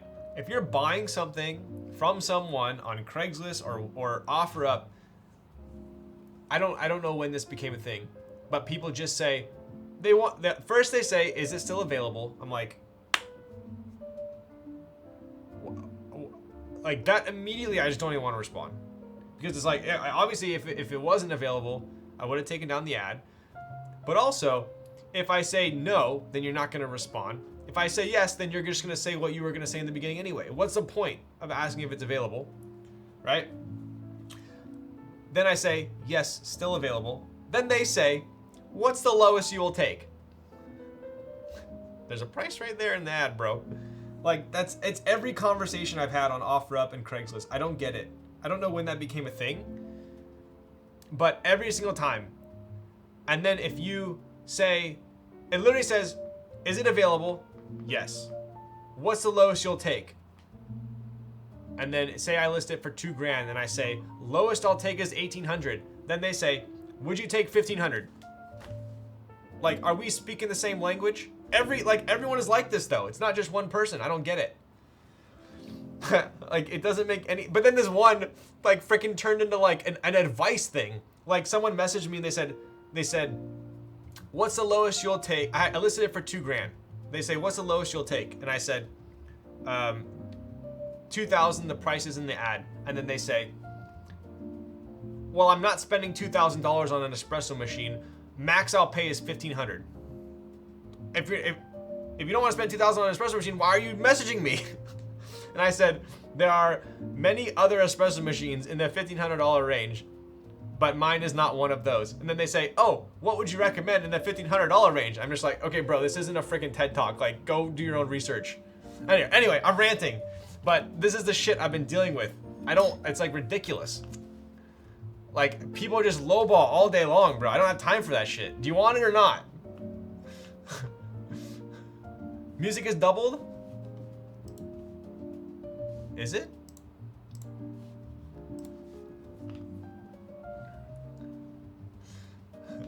When they say, what is the lowest you'll take? Dude, it's like, it's your echo from the music? Oh, I see. Was it like that the whole time? Is that better? I don't know. What's the highest you'll pay? No, I've just gotten to the point where I'm like, the price is in the ad. You're welcome to offer if you want. Dude, if I didn't just buy the Micro, I might take you up on that. It's been like that for years. Okay, bud. All right, dude. Okay, anyways, I need to get off because I'm freaking getting delirious and I'm just ranting at this point. The worst is when they say, what's the lowest you'll go? Bro, oh my God, dude. So, Sandy listed the Super 73, right? We're selling the Super 73s and we're getting mountain bikes. She listed the Super 73 and the guy goes, what's the lowest? Oh no, he goes, I have, what's the lowest you'll take? I'm paying in cash. It's like, as opposed to what? Are you gonna take a loan out and like, what, as opposed to what? How else would you be paying? Like when they say, would you take 1,500 cash? It's like, do you think the cash adds any value at all? Like, if it wasn't cash, what would you be giving me? Doesn't make any sense. Okay, anyways, you guys are getting me on rants. But yes, I get what you're saying, and I just don't even want to deal with it anymore. So, all right, who are we rating? Let's get Ken's Keebs. I don't think I've seen him streaming in a bit. Should we hit up Ken's Keebs? Yo, later, Tim. No, I'll take keyboards, right? Anyways, thank you guys for listening to my rants for tonight. Hopefully you had a fun stream and the board turned out pretty slick even though we couldn't get a proper typing test. And yes, in the future, lots of drops coming. I don't even think I have any freaking mods in chat. And no keyboard plugged in. I'm all out of love. Let's see. Raz doesn't count now. Oh, Raz is looking for spelling. Raz got me. Shoot. Okay. I am out of soju as well. Not only am I out of coffee, but I'm also out of soju. So I promise you, next stream, I will try my best to get some soju, and I will do the soju. Raz, you remind me, next stream, I owe 2 shots, a leave typing test, and a no chair. Okay, there we go. No beans, no soju. What a day. What a life this is. Completely out of supplies. Might as well be out of 205 at the same time. All right. Anyways, I appreciate you all for sticking around until the DGen hours. Raz, why don't you freaking take them away? Get out of here. Right now. Goodbye. Skedaddle.